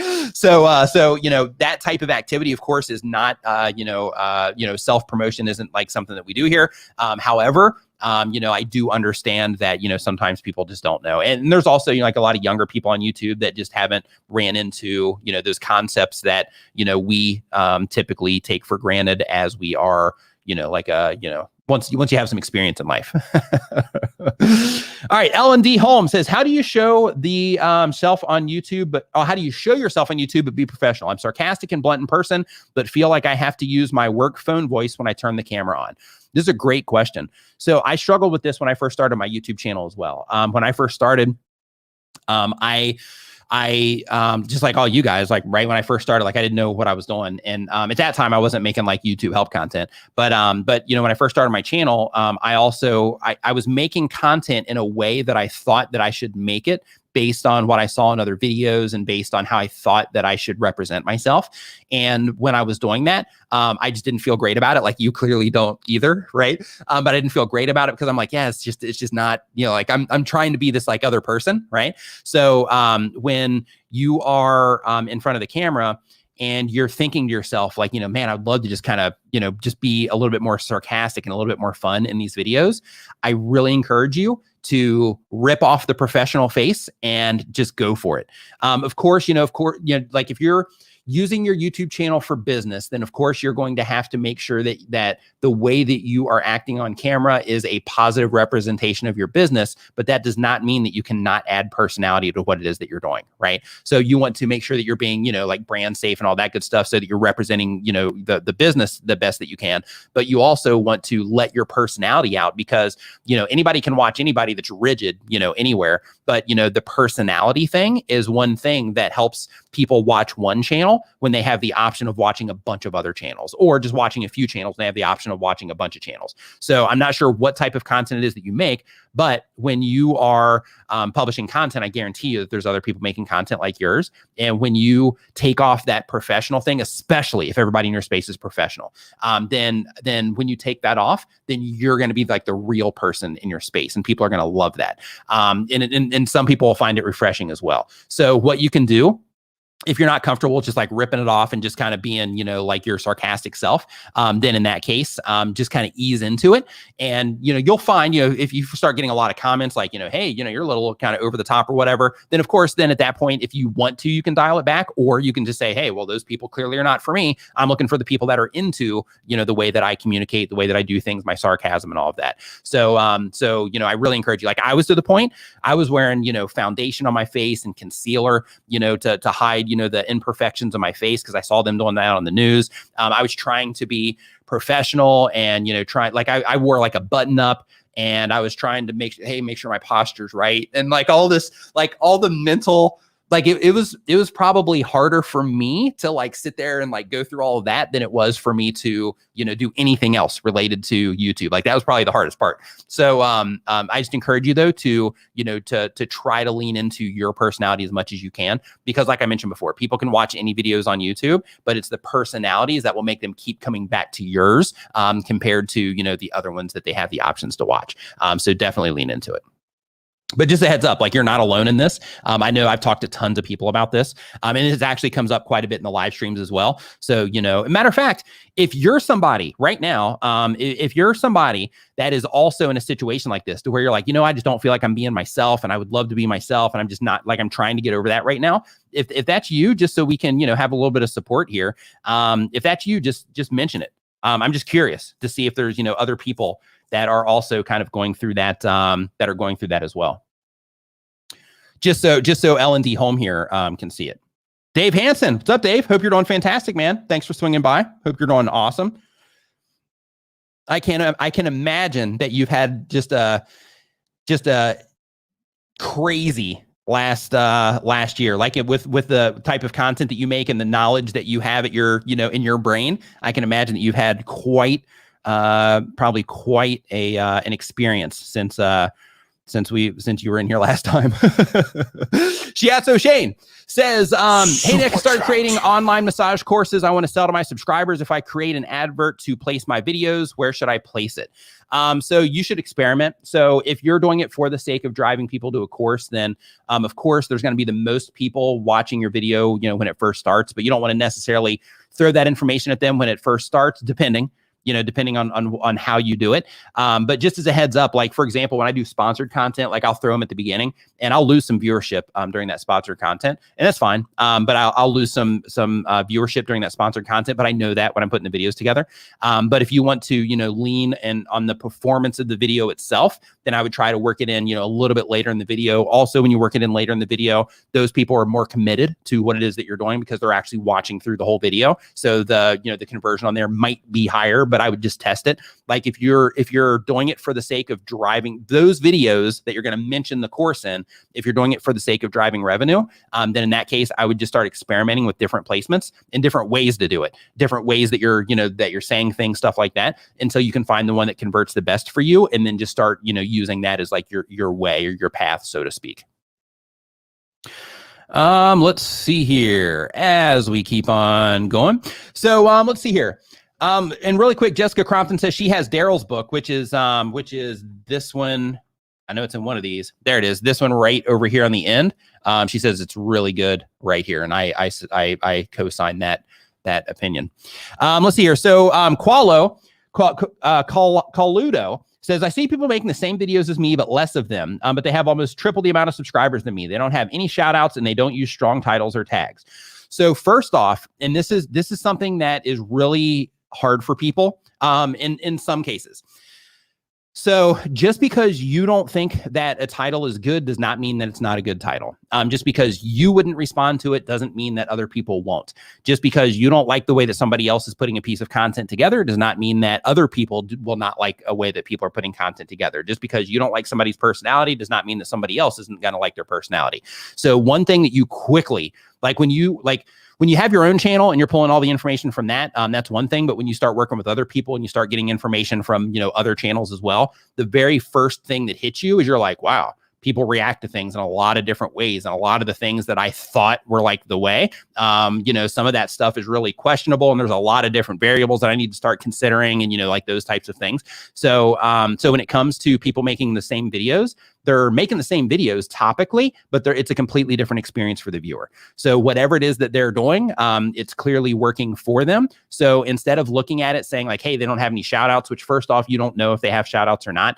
But if they, you know, if they don't have shout outs or they don't have any other way that you can identify that they're getting the traffic, but their videos are doing great, then what you should be doing, instead of looking at it like, hey, their titles suck, this, that, and the other thing, is you should start really analyzing what it is that they're doing, literally watching their videos in like 5-second clips and just start trying to unpack exactly what it is that they're doing, how often they're cutting their edits, what type of music they're using, the pacing in terms of how fast they're communicating, how slow they're communicating, what exactly it is that they're focusing on in their video content, how they're grabbing somebody's attention when the video first starts, how they're ending their videos, what it is that they're recommending people do at the end of their videos, if anything, what it is that, like literally just start unpacking everything about, the channels that you're competing with, because you'll uncover tons of stuff. And what you want to do when you're doing that is you want to take out your bias. And by taking out your bias, what I mean is we all have things where when we see it, we're like, yeah, that's good. That's bad, right? We just all have that. It's a natural thing. So when you're looking at somebody else's channel from an analytical standpoint, what you want to do is you want to remove that. And you want to say, okay, well, this is clearly working. So what I think doesn't matter right now. What I need to focus on is that they're getting better results than I am right now. So because of that, I'm going to remove all of these, preconceived ideas that I have about what it is that they're doing. And I'm going to actually study what it is that they're doing and try to figure out, what it is about what they're doing that's so different from mine that's causing people to respond better.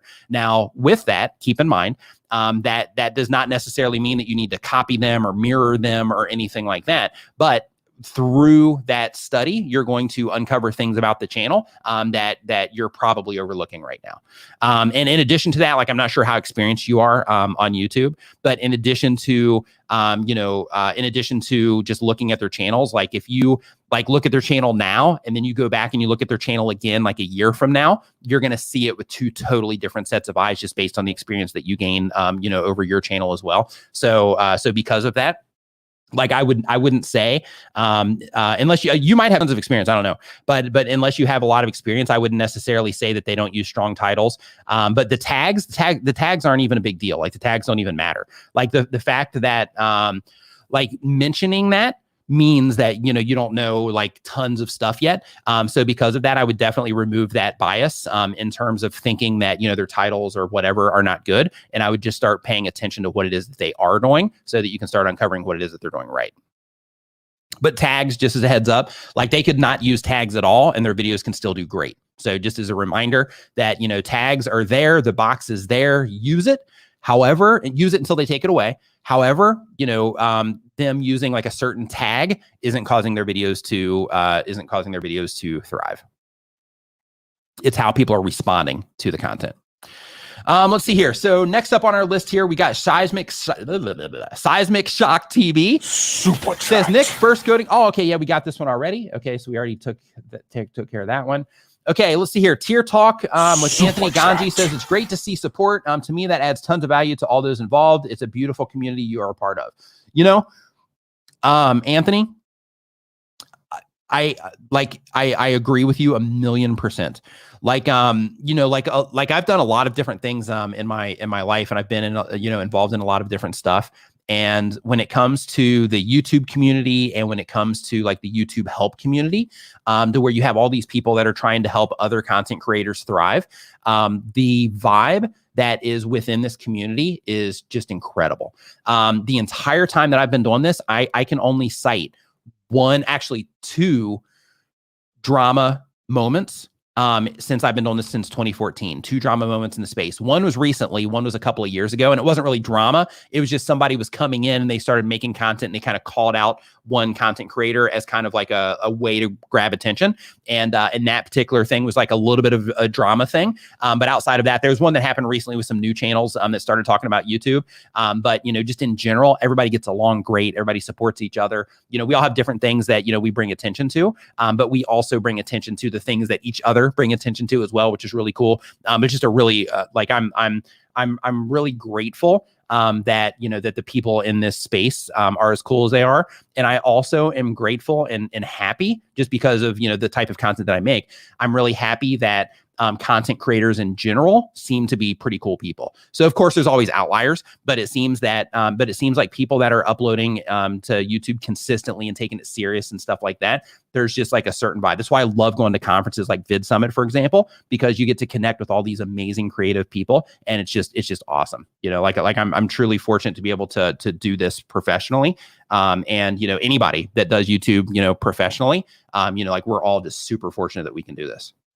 But yeah, I agree. Totally beautiful community that we're a part of. So let's see here. Dr. Mark and Legal Eagle collaborate. They are different. They are, but the size of audiences that they have are massive, right? So when like there's always outliers, and then anytime there are references to like best practices, people will always cite like these gargantuan channels. But of course, if Dr. Mike were to collaborate with another doctor that made similar content to him, like in terms of like reaction type content, then, the crossover there would be much greater than the crossover with Legal Eagle, for example. And just as a heads up though, when it does come to the medical stuff, there is kind of like a legal side to that as well, even though it's not, en masse, but they also both do reaction type content. And since they both do reaction type content, the people that they're actually reaching, they're not necessarily people that are really into medical and not necessarily people that are really into law. Sure, those people are in there, but it's more people that just like to be entertained. So like really their audiences are probably pretty similar. So I'm sure that they've done the research. They probably found that, YouTube will show you in your analytics, they'll show you channels, other channels that people watch, that your viewers watch. So I'm going to guess that both of them probably, I could be wrong, but I'm going to guess that both of them probably saw each other popping up in there. And then one of them reached out for the collaboration. It's probably my guess. Yeah, there's drama in all types of in a lot of YouTube communities, but what I'm saying is just in the YouTube help space, right? Like the people that are trying to help other creators do better. Like in our space, like it's pretty much drama free. Even the drama that happened recently, it got taken care of really, really fast. Let's see here. So as we keep on going through the list, let's see here. Savvy Turtle says, have coffee and water on me today, Nick. Thank you for that, Savvy Turtle. I appreciate it, man. And then we got Siachu Massage taken care of. And then Savvy Turtle says, this is for Heidi for coffee and water fund. Thank you for that as well. Okay, so we have two more here, and we got RPG Authority also. So if you have a question, right now's the time to drop it into the chat. So if you have a question about what it is that you're doing on YouTube, put a Q in front of your question, and I'm just going to start pulling some out of the chat here. And while I'm waiting for those to come in, I just want to remind everybody that we are doing a live stream next Saturday for our friend Owen video. And I'm going to put a link because it's not going to be on my channel. It's going to be over on Daryl Eve's channel. I recommend that you click on that link that I just went there and hit the remind button on his live stream. We're going to be streaming for like 8 to 10 hours over there. There's going to be tons of stuff that we're giving away. And in addition to that, we're bringing attention to Owen, and we're bringing attention to Owen's GoFundMe as well. Because, we're trying to help him, get support for him and his family for the fight that he is enduring and getting ready to endure as well. So let's see here. Foxfire says, is drinking games a bad idea? In terms of terms of service, you might run into some issues there. I'm not sure. I know some things you're not allowed to do, like you're not allowed to actively use, substances on camera and stuff like that. I'm not sure because, like with alcohol, it's kind of like that fine line. So I'm not sure what the stance is on that. But me personally, I wouldn't risk it. But, of course, that's on your call. But I don't necessarily think it's a bad idea. But, talking about different drinking games versus like, hey, we're doing a drinking game right now. Like if you talk about, like if you have an entire channel that becomes like a resource for all these different types of drinking games or something, then that's a totally different thing than like, hey, we're just going to sit here on this live stream and, and just see who passes out first or something like that. Oh. Okay, so let's see here. Spybox says, I've seen people being casual with their content and gain 100,000 in less than a year from zero, and also seen people working with so good content. That is my favorite too. Don't gain success. How to attract people. So it comes down to how people respond to the content. So that's the thing that I was mentioning earlier is, like you'll see videos on YouTube where somebody will make a video.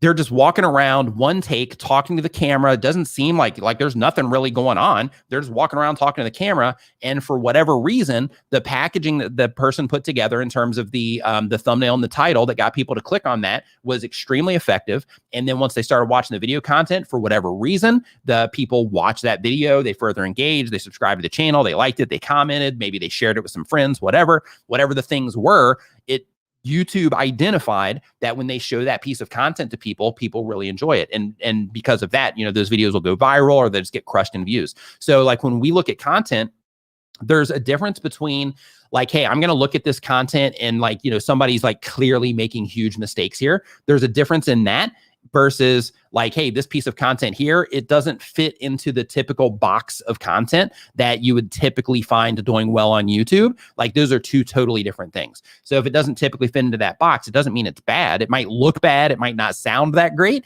But at the end of the day, if people respond to it, that's all that matters. And by respond, I mean, they click on it at a high rate, they watch it at a high rate, they share it. People are commenting on it, they're liking it, they're subscribing to it, all the stuff, right? They're clicking on the end screen, they're watching more videos from the channel, that type of thing. So when you are looking at other people's content, it's really important not to force people into a box and say, like, it might not be content that's for you, right? So, we might see a piece of content and be like, it's not for me. I don't dig it. I don't know why people like this. I don't know why people are into it. Like there's that. But, when you're looking at a piece of content, don't necessarily say like it should not do well because I don't like it. Right. So, but yeah, absolutely. Like I have a video on my channel of a guy in 10 months. He makes great content though. But in 10 months, he went from 0 to 100,000 subscribers on his YouTube channel. And he was just using his phone, no microphone, anything. He's recently gotten a microphone, but he's just using his phone for his first 100,000 subscribers. And he just runs around Bangkok talking to the camera. People love this guy. He's awesome. Like he's really good at what it is that he does. Retired Working for You is his YouTube channel, by the way. But he's just like, from a communicator and an engaging personality perspective, he's off the charts. Like if there's like a 1 to 10, his personality, in terms of how people respond to him, he's like a 12 or 13. Like he's off the charts. Let's see here. Even though like when he's walking around, sometimes the content might, he might be like shaking the phone a little bit in some cases, even though he's got a little gimbal for it. Sometimes, maybe the lighting isn't perfect or something like that, but he just crushes. People love him because he knows how to put content together and he knows how to communicate in an engaging way. Should I create a separate channel for my video podcast versus creating a playlist on my current channel? If your current channel has similar content in terms of you're trying to reach that same group of people, then you can experiment with putting some on your channel, see how people respond to it. If you're enjoying the show, remember to give it a thumbs up and share it with a friend right now. Experiment with putting, like 1 or 2 episodes on your channel. But if it's like a long like if you're like an hour, 2 hours on the podcast and it's just not really good for your channel because you normally do like, 5 to 10 minute videos, then in that case, you might want to consider, putting it elsewhere, but you try one, like publish one, your audience might be like, hey, this is great. We love this way more than we love the short form content, right? So, give it a shot, with like 1 or 2, just see, how they do. And then if they don't do that great, then you can just go ahead and take them off there and then just start uploading to a separate channel. Another part of that is if you have different goals for the content. So for example, if like your YouTube channel, you're doing that to accomplish one thing or to add a certain type of value. And then your podcast, you're doing that to add a certain type of value and accomplish another thing. Then in that case, of course, by default, those, you'd want to put those on separate channels. Let's see here. So the next question that we had here, this is from Arjuna J. Says, will YouTube get angry / flag my videos for explicit language even if I bleep, censor bad cuss words? So it's not that they get angry, and it's not that they're necessarily going to flag the videos. The problem is when you start doing things excessively. So if you are, dropping, language that you wouldn't use in, like with somebody that would be sensitive to language, I guess would be the way to say that. If you are, doing that excessively, then you might run into problems in terms of monetization. But in terms of, them flagging the video, no, you should be fine. When you bleep and censor cuss words, when you bleep or censor cuss words, they can detect that too. So instead of just using like a beep, you might want to use like an animal sound or, something else, or just like a ha, or, whatever it happens to be, just for the sake of it not being the actual beep itself. RPG Authority says, does any of those audiobooks have an audio version, or any of those books have an audio version?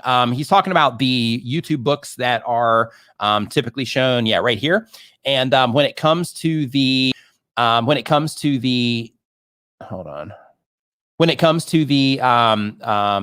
these, I know YouTube Secrets has an audio version because I have it. Brian's, I do not believe it does. If he's in here, he can let you know, but I don't think so. And Daryl's, he is putting one together, but I don't think it's out there yet. for the audiobooks. Let's see here. Shiatsu Shane says, just wanted to say thank you, man. Being a member has helped me hit 98,000 subscribers today. Woo! 98.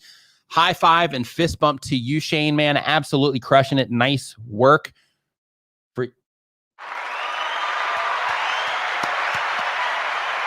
High five and fist bump, man. Nice, crushing it. Play button on the way, right? Getting close. So, what's your like daily count? Like, how long do you think until you hit the 100K? While I'm waiting for that to come in, let's see here. The Matt Man says, when changing the direction of your channel, should you explain to your viewers or just do it? If you have a really super highly engaged community, you might want to let people know what's going on. But if not, if you just have more casual viewership, 2 to 3 weeks, nice. Yeah, it's gonna be awesome, man. You're gonna love that. That is such an exciting thing. That is exciting. And then when the button shows up, it's great feeling. But says, when changing the direction of the channel, should you explain to viewers or just do it? So if you have a just super highly engaged community to where you're interacting with everybody all the time, then in that case, you might want to mention it. But if not, if they're just kind of casual, then in that case, just start walking in the direction that you want to walk in. Because ultimately, if you're going to change directions, you're going to change directions regardless of the feedback. So because of that, just consider that when you're putting it together. So it's more of like a, hey, I'm just letting you guys know, versus a, if they're not that engaged, then in that case, just U-turn and just go in the direction that you're going to go in, where you don't have to worry about it. Let's see here. Lola Games says, I'm thinking of adding clips to my video. Are there studios to avoid, like Disney, etc., that are more likely to hit the video with a copyright claim? So I recommend, of course, there's, you can get away with it in terms of using clips in your videos, but you have to make sure that they fall under fair use, or you have to make sure that you get the license to use it. So when it comes to fair use, I recommend that, and most people won't do this, but I recommend that that you actually hire a attorney, and that you show them some of the videos that you're putting together, and you show them exactly how you're using the clips, so that they can let you know if they are going to, if they would be able to defend you in the event that you do run into some type of issue. And the reason that you want to do that is because, there's, like, fair use is something that people use to get around, using clips and things like that. However, you just want to make sure that you have somebody that specializes in copyright law. You want to make sure that you have somebody that deeply understands fair use to kind of sign off on what it is that you're doing, before you start, doing it based on like assumptions or stuff that you've kind of ran across on the internet. So because of that, I would contact a lawyer for that one. And in terms of studios to avoid, yeah, like on that one, I just like, unless you absolutely have to, for your content, like I would just advise against using clips just in general, because even things like reaction videos, for example, like they're extremely effective. People just crush it making that type of content. But they're like in the future, if there's like a change to the law or something like that, like their entire channels can end up in a situation because they kind of relied on that that other content to make videos with. So just keep those types of things in mind. But if you're like, hey, it's fine, I'm willing to take that risk, which is fine, which is cool. But if you're like, yeah, I'm willing to take that risk, then in that case, I would definitely contact a lawyer to make sure that you're doing it the best way, so that you can, just ensure that you're not going to run into any issues. Okay, so now if you have a question, go ahead and drop it in the forum. Now's the time to do that. And while I'm waiting for those questions to come in, yeah, Roger Wakefield. So he's right here. So Roger, he actually makes a lot of reaction content. And one of the things that he mentioned here is he said, study fair use, right? So yeah, make sure you study that. And like I mentioned before, if possible, try to get a lawyer just to kind of co-sign off of your original concepts, just to make sure that, that you're doing everything, doing everything right. Where to get free B-roll to add to videos. So I don't have a lot over there. I actually stopped uploading to it because the channel ended up getting taken down for reused content. And then once they put it back up, I was just like, not gonna run the risk anymore. But I started making a free resource for content creators on YouTube for stock videos. They took the channel down, but it's back up now. But if you look for free stock vids is like one word, you'll see some clips up there that you can use. But at scale, in terms of free stock B-roll. What I recommend that you do is that you just go to like Storyblocks. That's what I do. Go to storyblocks.com. And there you pay like a monthly fee or a yearly fee. I can't remember which one I do. But basically with them, they have just a huge archive of stock footage that you can use. And then if you do end up running into an issue with it, then you can actually have them help you in terms of, getting you the everything you need in order to be able to dispute the claim, instead of like the problem when it comes to using stuff on like, I'm not gonna call out any websites, but there's websites out there that have that type of thing. And the problem comes when, when they allow other people to upload stuff. Like when you allow other people to upload stuff, then, like their checker, the person that checks to make sure that it's clear, they could be lazy that day or something could just, pass by or whatever. And then they end up putting something up there that ends up getting, cascading copyrights on all the different channels that use it. Same thing that runs in, same thing happens with music as well. So you just have to be really careful where you get your stuff. That's why I recommend that you either use a very trusted source or that you just pay for it in terms of, paying for your music subscriptions, paying for your stock video subscriptions as well. And, just a heads up, once you're monetized on YouTube, it's a business. So once it's a business, you're going to have to pay taxes and all that good stuff. So those subscriptions are things that you're going to be able to write off. So, they become business expenses at that point. So, just keep that in mind as well. The Heart of Military Life. Super chat. Message retracted, not what you're saying there, but thank you for the super chat. I'm not sure what you had, not sure what you had mentioned there, but thank you for the super chat.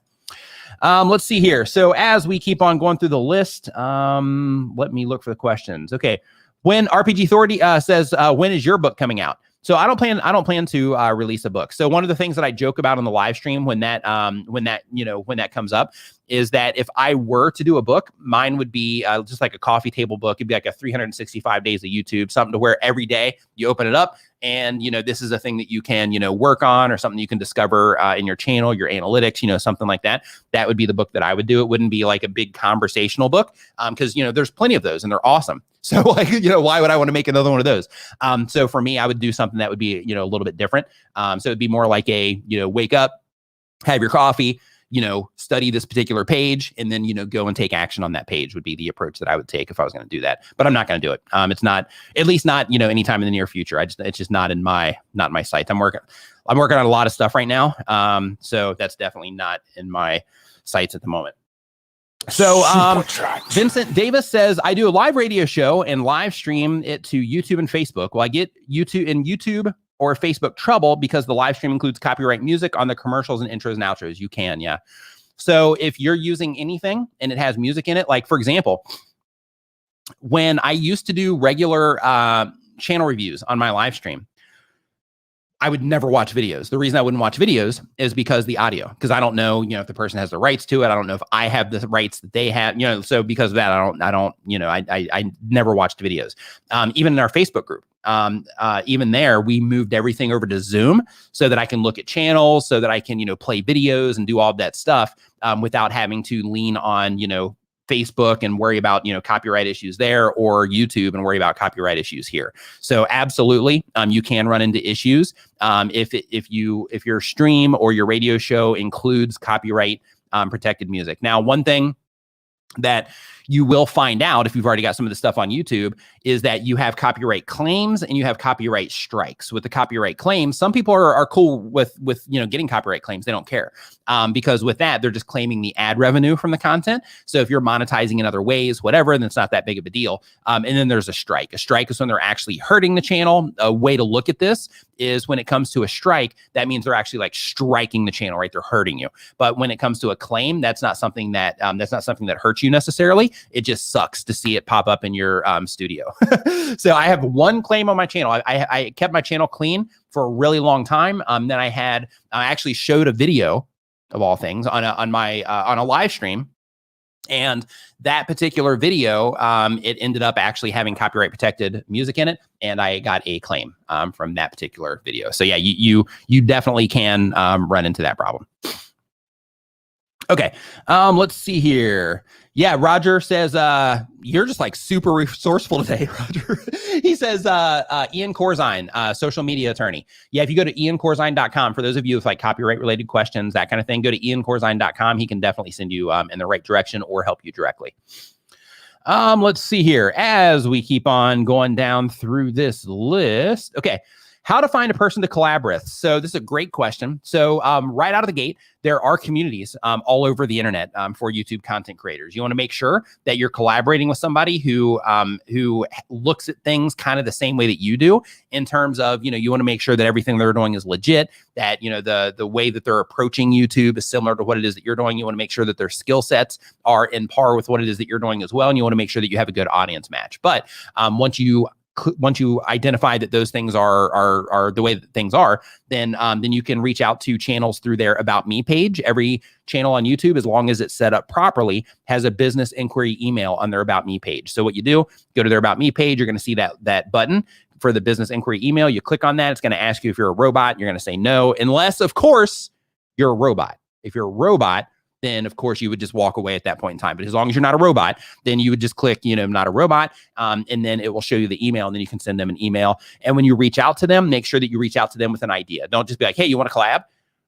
Fill it out. Be like, hey, I'm making this video, and, I think you'd be a great fit for this video. Would love if we could work on this project together. This is my idea. This is kind of the bullet points or the rough script, or, the just general idea that I have for it. Is this something that you would like to be a part of? Right.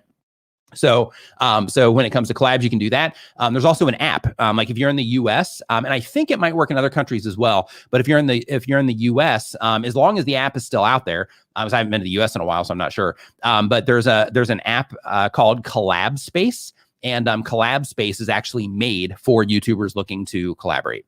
So you can check that out as well.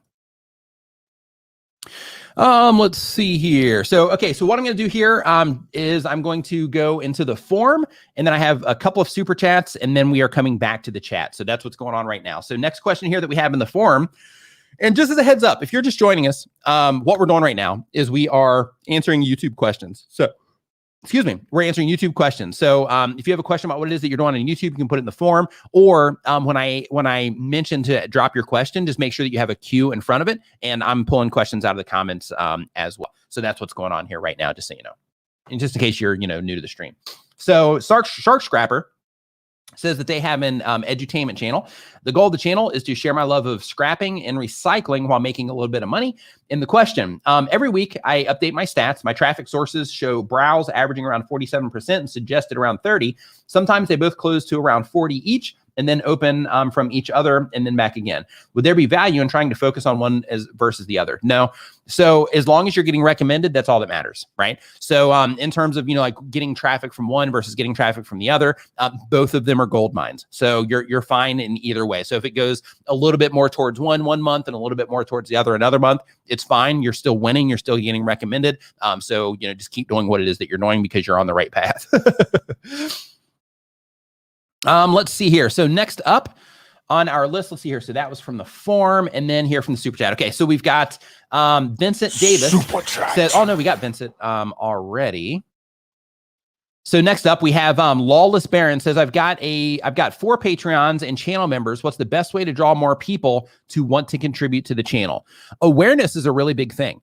So like one of the things that you'll do as a YouTube content creator, most likely, like once your channel, is like doing well, is you'll start, working with brands and stuff too. Maybe you'll start bringing attention to your own things. But one of the really cool things that we can do here on YouTube is we can bring awareness to things that are important to us. So for example, like I keep mentioning, we have the live stream. I'm going to drop a link to this here in the chat again, but we have a live stream on Daryl Eve's YouTube channel next Saturday.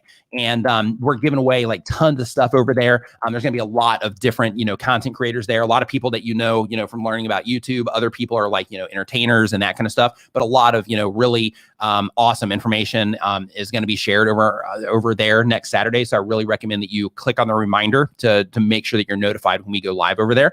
But awareness is a thing. So what you want to make sure that you're doing is just letting people know that you have those things available. And the more that you let people know that you have those things available, the more that people will commit. So when you are letting people know that you have those things available, don't just say things like support me on Patreon or, become a channel member to support the channel.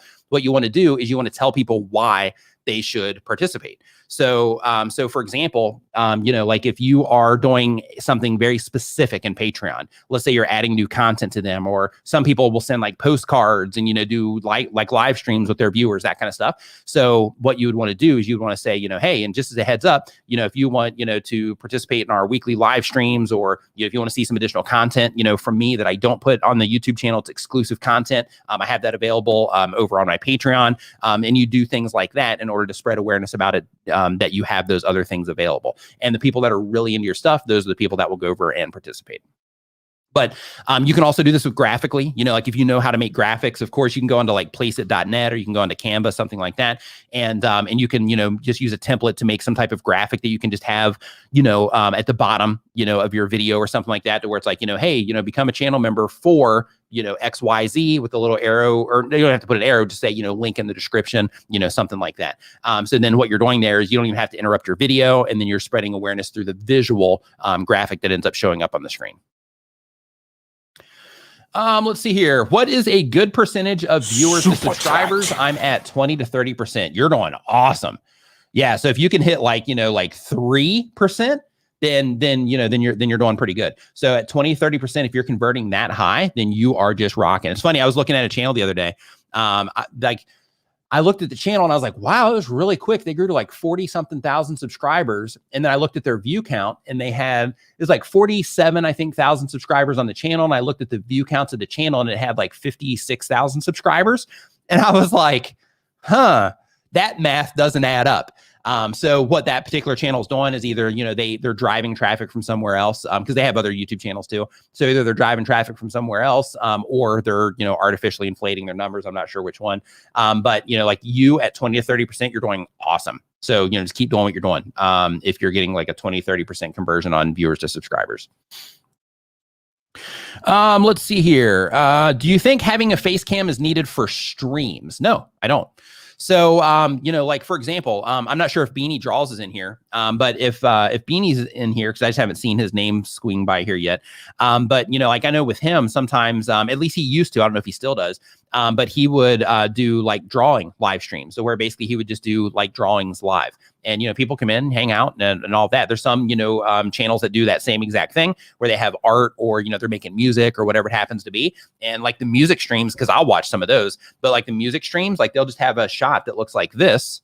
But instead of all this stuff, you'll see like a keyboard and some like music equipment, and then they'll just be sitting there, doing their thing, and they've got a bunch of viewers hanging out in the live stream. So you absolutely do not have to show your face, but you do need to, and gamers too, right? That's like that's like the elephant in the room, right? Yeah. So gamers too, like a lot of gamers also don't show their face. So you do not need a face cam to have a solid live stream, but what you do need to have a solid live stream is value and or some type of entertainment.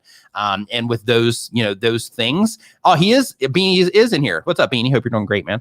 But basically with those, if you are adding tons of value, or, showing people how to do stuff, that kind of stuff, or if you're being just like, super entertaining, but without showing your face, then people will definitely participate.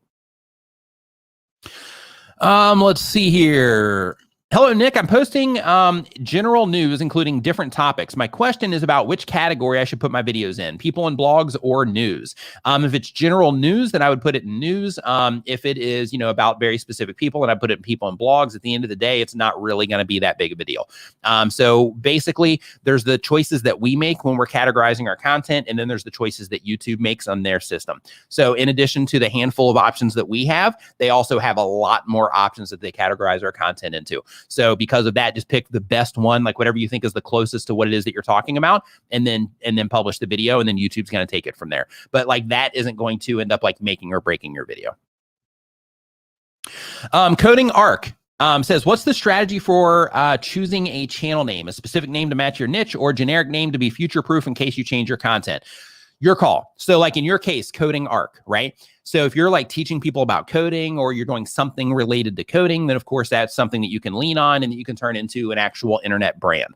Because, when you're starting a YouTube channel, it's important to not just think of the YouTube channel, but it's important to think of yourself as somebody that is going to build a brand on the internet. Because right now you're just starting the YouTube channel, but if your YouTube channel starts doing well, then one of the things that's going to happen is down the road, you'll end up, getting, if you don't already, you'll have, these other social platforms that you'll end up managing. You might end up, having a website. You might end up doing a bunch of additional things that are all stuck to the Coding Arc brand. So when it comes to your channel name, just a few quick tips. You want to make sure it's easy to remember. You want to make sure that it's available. And by available, I mean that you go to YouTube and you go to youtube.com/codingarc and see if anybody has that name. If they have it already and it's not you, then I would pick a different name. Or I would just make sure that you can come up with something else. But if it's a used channel in terms of that, they've got, a bunch of people interacting with the channel, they got subscribers and all that, then I would just pick something else so that you can build your own brand. When it comes to the name, you also want to check, Twitter, Snapchat, TikTok, Instagram, all the places that you think that you might end up using in the future. You want to go ahead and secure those accounts. Same exact thing with your domain name. So when it comes to the domain name, you just want to go to, like GoDaddy or something like that. GoDaddy, Namecheap, there's tons of them. But basically you want to also put your channel name there and go ahead and get your website as well. If you're going to make that commitment, go ahead and get your website also. And by doing that, then what you're doing is you're kind of securing whatever name it is that you choose to go with all over the place. But when it comes to the actual name itself, one of the things that you just want to think about is, if I'm making this channel for this reason. So let's just say, and I'm just saying this because your name is Coding Arc, but let's just say that you're making your channel to teach people about coding so that you can get better at coding through what it is that you're teaching others, because you're going to have to continue pushing yourself so you can continue to share new information. But in addition to that, you are, let's say that you're also going to build like a course that you're going to drive people into to actually work with them on coding, or maybe you're going to do consulting where you actually teach people one-on-one how to code over online. If that's what your goals are, then you'd build the entire thing around Coding Arc. And then with Coding Arc versus just like a name like I use, the win with Coding Arc and using a name like that, a channel name or a brand name, the win with that is that down the road, like you don't even have to be involved. Like you can hire people to make the content, things like that. Of course, you lose that personality side, and then that personality gets split between different people that would be on the channel or another face other than yours. But the Coding Arc name versus like using your name, that allows you a way more flexibility in terms of having other people help. When it comes to your name, if you're going to use your actual name, that's great because then you get to build your personal brand, which then leaves you tons of flexibility if you do decide to pivot down the road or something like that. And you can also just continue to attach that name to additional channels if you end up starting something new or something like that, if you choose to. So, there's pluses and minuses to both, positives and negatives.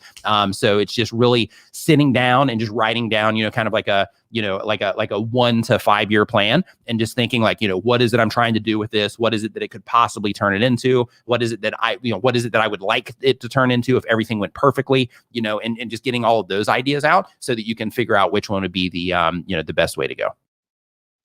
A+ Russian says, should my channel logo have my picture in it?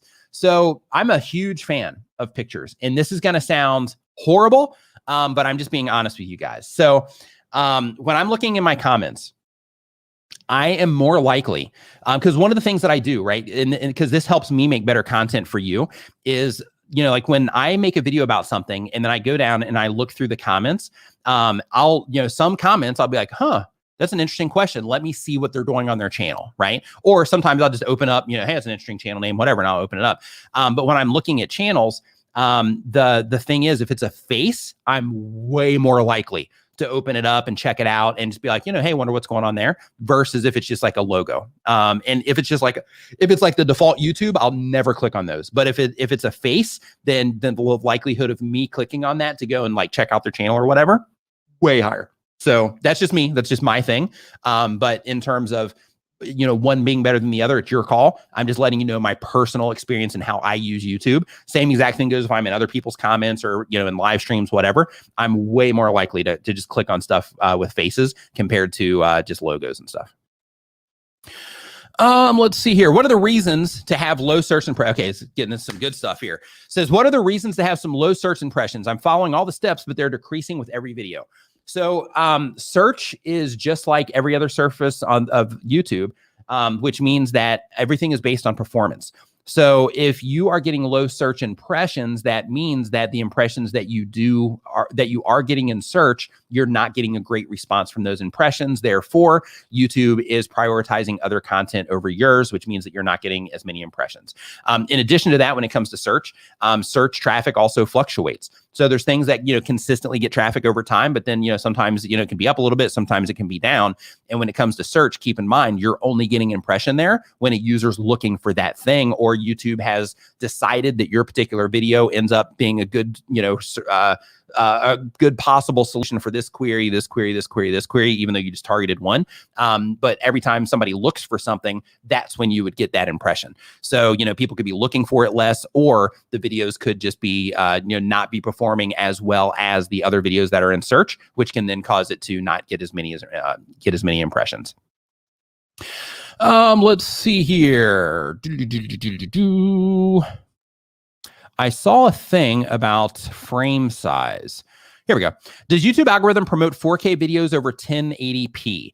The YouTube algorithm doesn't necessarily promote YouTube content. I mean, it kind of does, but what it actually does, like how this whole thing works, is it doesn't necessarily say, hey, Devansh just published a video, so let's promote this video. It doesn't work that way. How it actually works is you publish a piece of content based on the information that you've given YouTube and what YouTube has scraped from the video in terms of the things that are happening in your video, the things you say in the video, the things that you show in the video, all of that, plus your metadata. YouTube is taking a guess based on all the information that it can gather. That was close. Based on, I almost dumped coffee over all this. Based on all the information on that particular video, plus, historically is your channel, that kind of stuff. They're trying to figure out, what is this video about and who would be a great fit for this piece of content that's on the platform right now.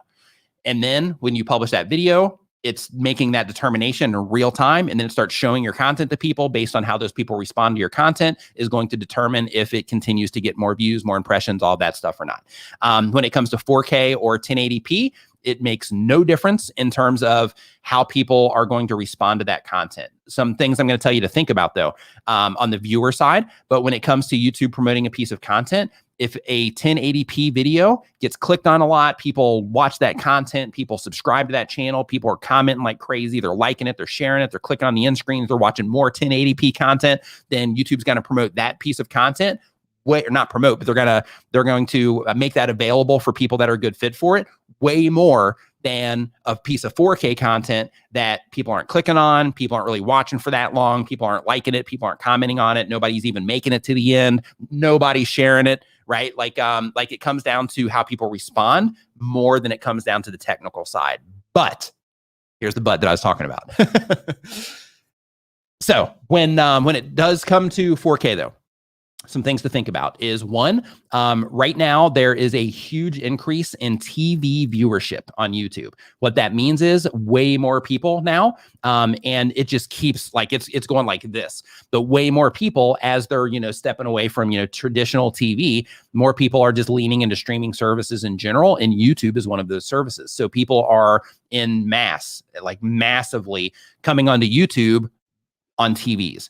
So if the type of content that you make would be better for the viewer in 4K to where they can watch it on their TV and then everything's just crispier, let's say you're doing travel content, something to where, there's a lot of visual things that they need to see, then, having that 4K content could make your content a better fit for those particular viewers. And if those particular viewers that typically, let's say that if they have like a 4K TV, they just love watching 4K YouTube videos, then the likelihood of you getting suggested there, as long as your topic matches something that they might be interested in, would be higher than if you had a 1080p video, for example. They still might show it to them, but in terms of the viewer clicking on it, if they're like, hey, I'm a 4K snob or an 8K snob, I'm only watching YouTube videos that are 4K on my TV because my TV looks great, then for those people, if you have it in 4K, then that's one, check in your favor, so to speak. So because of that, at the end of the day, it comes down to performance, but you do want to think of how people are viewing your content, and you want to think about the future of YouTube.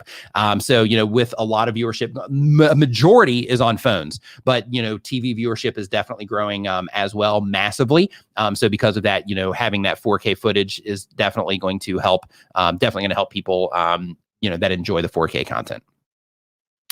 Let's see here as we keep on going down this list. Let's see. I got a music cover channel. I heard from many educators that I should do some behind the scenes to liven up the content and attract people. What is your opinion on this?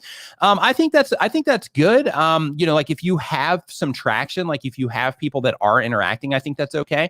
If you have a community feed, if you have stories, then I would use that more for that. And then I would use the actual content, the music that you're publishing as the main content on the channel. Of course, you could work in some vlog stuff like, hey, here I am at the studio, or here I am in my home studio. We're working on this song. Here's, the chorus for this, or, here's the instrumental for this, or the first part of the instrumental, whatever it happens to be, to where, people can actually over a period of time kind of watch a song come together and then see the final product. If you put a video together, like an actual music video, so they can actually be a part of that process. There's definitely an advantage to that. But right now, if you don't have a lot of activity on the channel, things like that, then I would actually lean more on just covering like trending songs. And then once you start getting that activity, then trying to get that personality side in to where you're just having more touch points, because with a music video, you're probably, by the time the time it takes you to make a song, make a music video, edit the music video to a point to where, it's good for putting it up onto YouTube, like that, it can be some time there. So because of that, once you do start getting that activity on your channel, you're going to have to figure out, like, hey, am I just going to only put out, like the songs because, I put out, like we make these songs as good as we can, and people respond to these when we put them out, even though we only put out like one a month, right? Because there's some channels that do that. Then in that case, just lean into that, use your stories, use your community tab, those types of things to, get people into your personality, show them behind the scenes type stuff. But when it comes to the video content itself, I would definitely make sure that you are writing trends for your covers if possible, or at least extremely popular songs, but just make sure that you're awesome. And what I mean by that is there's tons of people on YouTube trying to make it in music. And the ones that stand out are the ones that are like really good. And like I'm hoping that like in your case that you're really good at music, because then you're going to have like a really good chance of like really like taking off here. If your music's like okay, then in that case, just try to come up with, really unique ways that you can do the cover. So like, let's say, for example, a song comes out, everybody's doing the cover to where it's like, hey, everybody's doing this acoustic cover. And you're like, well, hey, I'm going to do this acoustic cover, but we're going to do like acoustic with banjos instead, just so it's a totally different experience for the people that watch it. Take that type of approach in order to stand out, versus just trying to be like another acoustic cover as an example. So keep those types of things in mind. Let's see here. Tinkerman Mick, thank you for the super chat. I appreciate super sticker. I appreciate it. Let's see here. So Psycho Nation says, I always thought a logo was better to show your brand. It's fine. I'm just saying like my personal preference, like when I'm looking around at stuff, like I'm way more likely to for me, YouTube is a people thing, right? I'm on there watching people. And if I'm not watching people, I'm watching things that people have created. Like I'm interacting with people in comment sections and live stream stuff like that. So for me, since I look at YouTube as a people thing, hey, Eileen, hope you're doing great. Since I look at YouTube as a people thing, then, that's why I, just respond to the faces and stuff more, because I look like when I see the logos, like I typically associate the logos with people that, maybe aren't on camera, or, they just don't want to put their face and stuff like that type of thing. I just respond better. And it might just be because, in my case, I put myself, in my image as well. And I put myself out there. So it could just be like hey, these people are kind of like me in terms of, they put themselves, on all their stuff. It could be that, I don't know. But in terms of, like your logos are important from a branding perspective, but, I just lean really hard on the people side of YouTube. Let's see here. I still don't want to reveal who I am. That's perfectly okay. You don't have to. You never do. Like some people, they have YouTube channels for years and years and years, and they just keep their themselves private, and that's totally okay. Let's see here as we keep on looking. We have Alice Turner saying, I love using my community tab polls, as well. Yep. Oh, polls do so well. Absolutely. Yeah. Especially if you can take it down to like 2 or 3 questions, usually 2, ends up doing the best. But what's cool is you can actually see now, in your analytics, they show you the activity that you had on your posts, which is really cool, because then you can go in and you can notice like, hey, when I do these things or ask these questions in this way, then I get way more engagement on my community posts than when I don't do it that way. So, Tinkerman Mick says, pair character punching the air with fist. Oh, nope. It did it again. So I'm testing something right now. So when the super stickers come through, the thing that I'm testing actually like spells out the sticker. So so it spelled out this like fist bump, thing. Like that was great. So let's see here. What's your opinion on a contest video? It's from Tommy T's Extreme Roller Coasters. Says, what's your opinion on a contest video? Like giving prizes to people who can find hidden objects in a video. It would increase watch time, right? So in terms of a contest video, like, hey, by the way, somewhere in this video, I hid one frame. I remember Mr. Guitar Man. Back in the day, I used to watch Mr. Guitar Man religiously. And one thing that he would do is stuff like that. He would be like, hey, there's one frame in this video where I show something. And if you can find that frame and be the first person to like email me about it, then you'll win like, whatever it happens to be. So, and I'm not sure, because I don't want to lead you in the wrong direction here. I'm not sure if that would fall under their new rules of artificial engagement or not, because, it is kind of like a trick thing to do, but it is kind of fun as well, for the viewers. So I'm not really sure how that would fall, into that. I recommend that you actually make that post in the YouTube community forums, just so that you can make sure that maybe like one of their trusted flaggers, or somebody would come in, or maybe a YouTube employee will actually answer that question for you. But I would definitely ask that in their community forums, because that's a really great question, especially if you're breaking it down to, like, hey, in one of my scenes, I've got something sitting in the background. It's like a red thing, so then, it encourages people to find it. But I would actually mention that at the end though.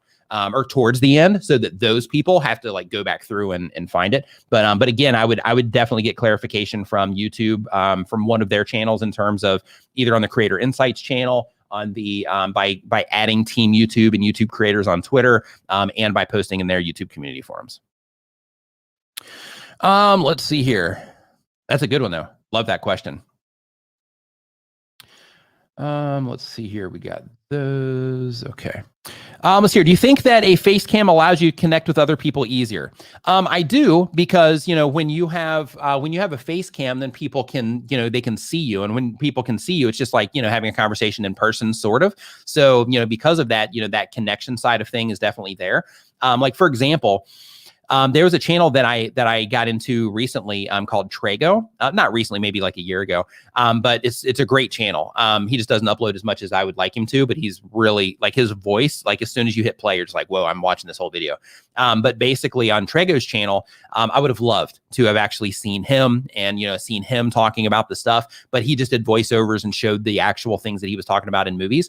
But in a situation like that, it definitely would have been a stronger connection for me, to be able to see him, as well. But, people can also get connected to other things as well, like, animation, people get connected to characters there and that kind of stuff. So, it doesn't necessarily need to be you, but if you're doing, like, gaming, then in that case, it's a little bit different. People will still connect to your personality through your voice. But, it definitely kind of levels things up a little bit when they can see you though.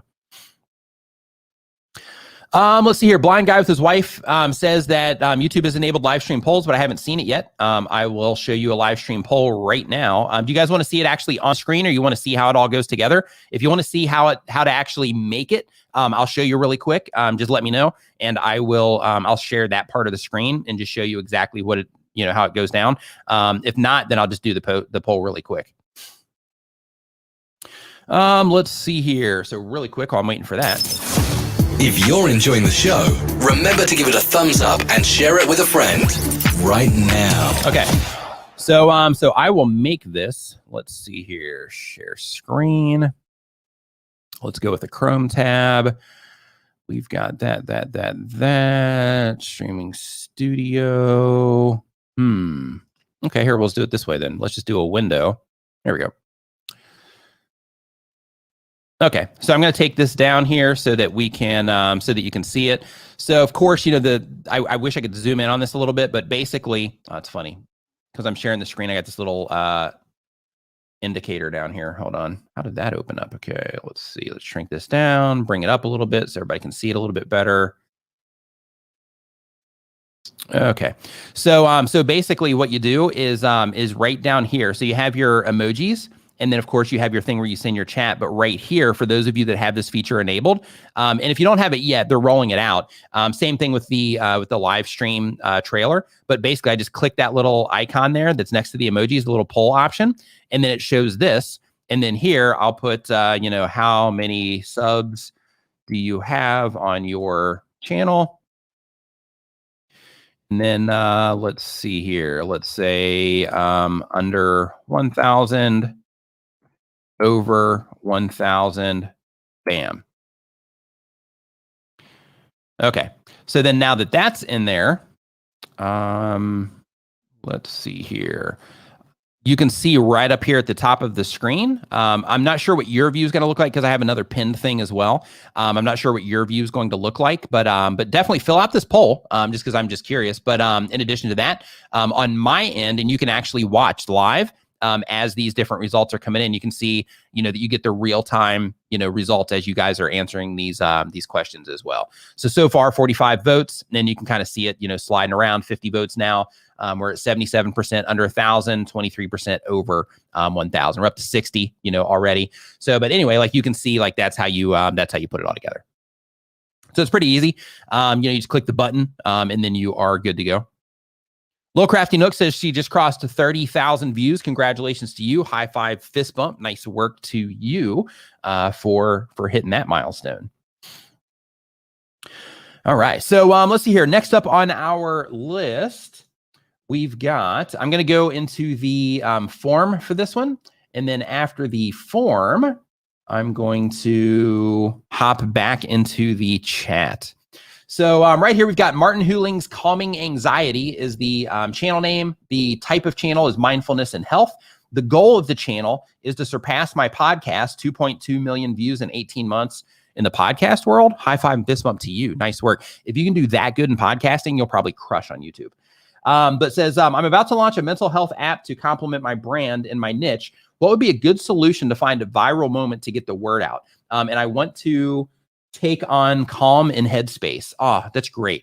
Like just as a quick sidebar here, or a quick side note, like I think there's tons of like meditation apps, but I think that as many types of things like this that people can put out into the world, the better off everybody's going to be. So like one of the books that got me into and again, like I'll answer your question here in a second, but one of the books that got me into meditation was called or it is called Search Inside Yourself, and I literally just started listening to that again today. So I read the first version or the first time through, and I literally just started, this is it right here. But I literally just started listening to that today again, just as like a refresher. And just for those of you that don't know, this is actually written by the ambassador to Google, the guy that would show like presidents and celebrities and people like that, like through Google. But they basically developed a program there to where for Google employees, they basically took them through this mindfulness workshop over like an 8-week period, and they called it Search Inside Yourself. And this is about the results they got out of it, and they it's all a science-based approach and all that. But excellent book. If you're considering meditation, you definitely want to start here. Let me take it back to here. You definitely want to start with that book or audiobook because, it's like it can be a game changer in terms of just your day-to-day experience. But anyway, so in terms of your, launching the app to complement your brand, what would be a good solution to find a viral moment to get the word out? I think that in your particular case, the approach I would take is if I was going to do that, instead of trying to take advantage of a viral moment, I would make consistent content on your YouTube channel, and I would run ads on anybody that's made a video about Headspace or Calm if you're going after them. So one thing that you can do in YouTube ads, basically make an ad for your app and then run that ad on every YouTube video that you can find within your budget, of course, every video that you can find where they make very specific videos about Calm and Headspace. I would also target videos that are looking for like meditation apps, or it's like, hey, the best meditation apps, whatever. I would target those videos as well, so that you can get in front of the right people right away, quickly. So what I would do is I would take some of the podcast income that you're making, and I would reinvest that into the app and marketing for the app. And I would make consistent content on your channel as well. But I would also target, like if people are looking for meditation apps, then I would target them on YouTube and Google as well. But I would also put, ads in front of YouTube videos. Excuse me. Let's see here. So hey, my pleasure. My pleasure. So let's see here. In addition to that, now if you have a question, go ahead and drop it in the chat right now. Make sure you put a Q in front of the question so that I know it's for me and not a side conversation in the chat. And while those questions are coming in one more time, I want to just bring awareness here to a live stream that we're doing next Saturday. It's going to be like an 8 to 10. It's a long live stream. It's like going to be like an 8 to 10 hour live stream. And during that live stream, we are going to, we're going to be showing, during that live stream, this is the live stream itself, but we're going to be giving away, one, tons of helpful YouTube advice. Two, we're also going to be giving away, like StreamYard has stuff they're giving away, Camtasia has stuff they're giving away, Spreadshop has stuff that they're giving away. I'm giving away stuff related to tuber tools. I know Daniel Batal is giving away some consulting. I think a few other people are giving away some consulting as well. And in addition to that, there's like a bunch more stuff that is also going to be given away there. So you definitely want to make sure, and I'm going to drop this link here as well in the chat. Go over there, click the reminder on option. There you go. Click on that reminder on button right here, right? So that you can make sure that you get notified. And it's going to be on Daryl Eves' channel. You can see that right down here. But that's going to be next week. And just as a quick heads up too, let me click on this.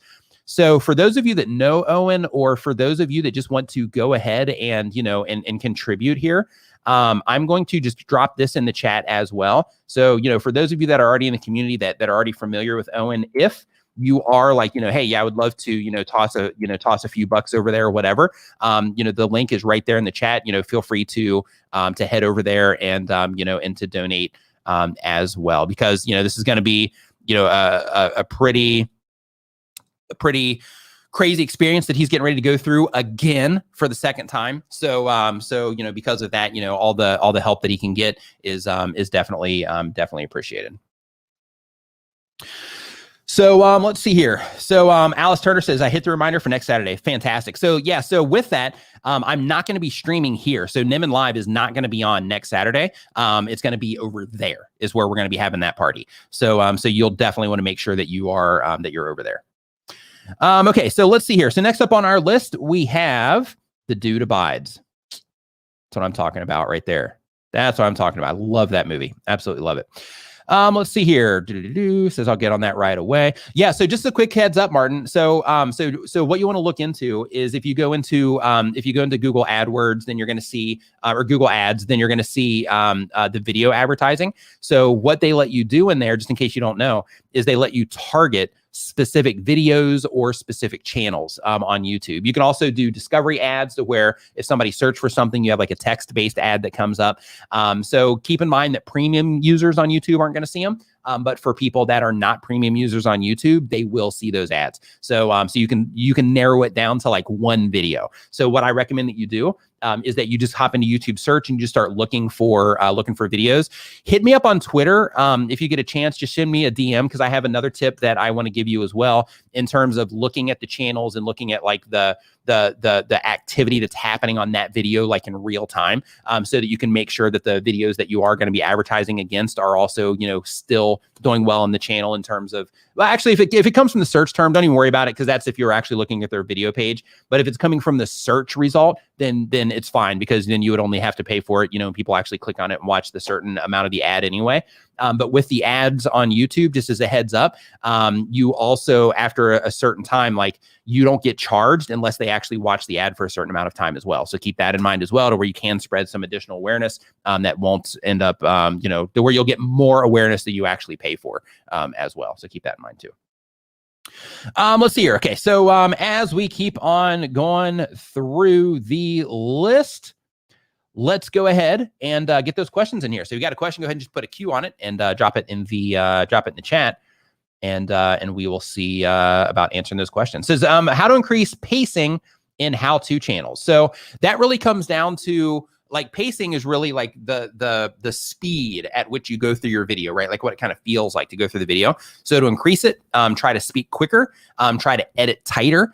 And by doing those types of things, also making sure that when you edit that you are, for example, like if you're really trying to speed things up, when you edit, you can actually have it to where your audio will start just a little bit before the actual video starts itself. So if you have, where you're saying something and then you can switch to another clip, but then the audio for that clip actually starts happening right before that clip comes in, that can keep things like super tight in your edits. But speaking just a little bit quicker can do that. Also, just getting really tight on your edits can also increase the pacing as well, and just kind of make everything move. In addition to that, a lot of cuts also do that similar effect, because you have what they're hearing, plus you want to have what it is that they're seeing. So you want to sync all of that stuff up when you're doing your edit, and make sure that you're having a lot of the J cut, but you want to make sure that you are that you're changing things up a lot and things like that, adding stock footage, adding your own footage, adding graphics, adding little text things that pop up and say something and then go away,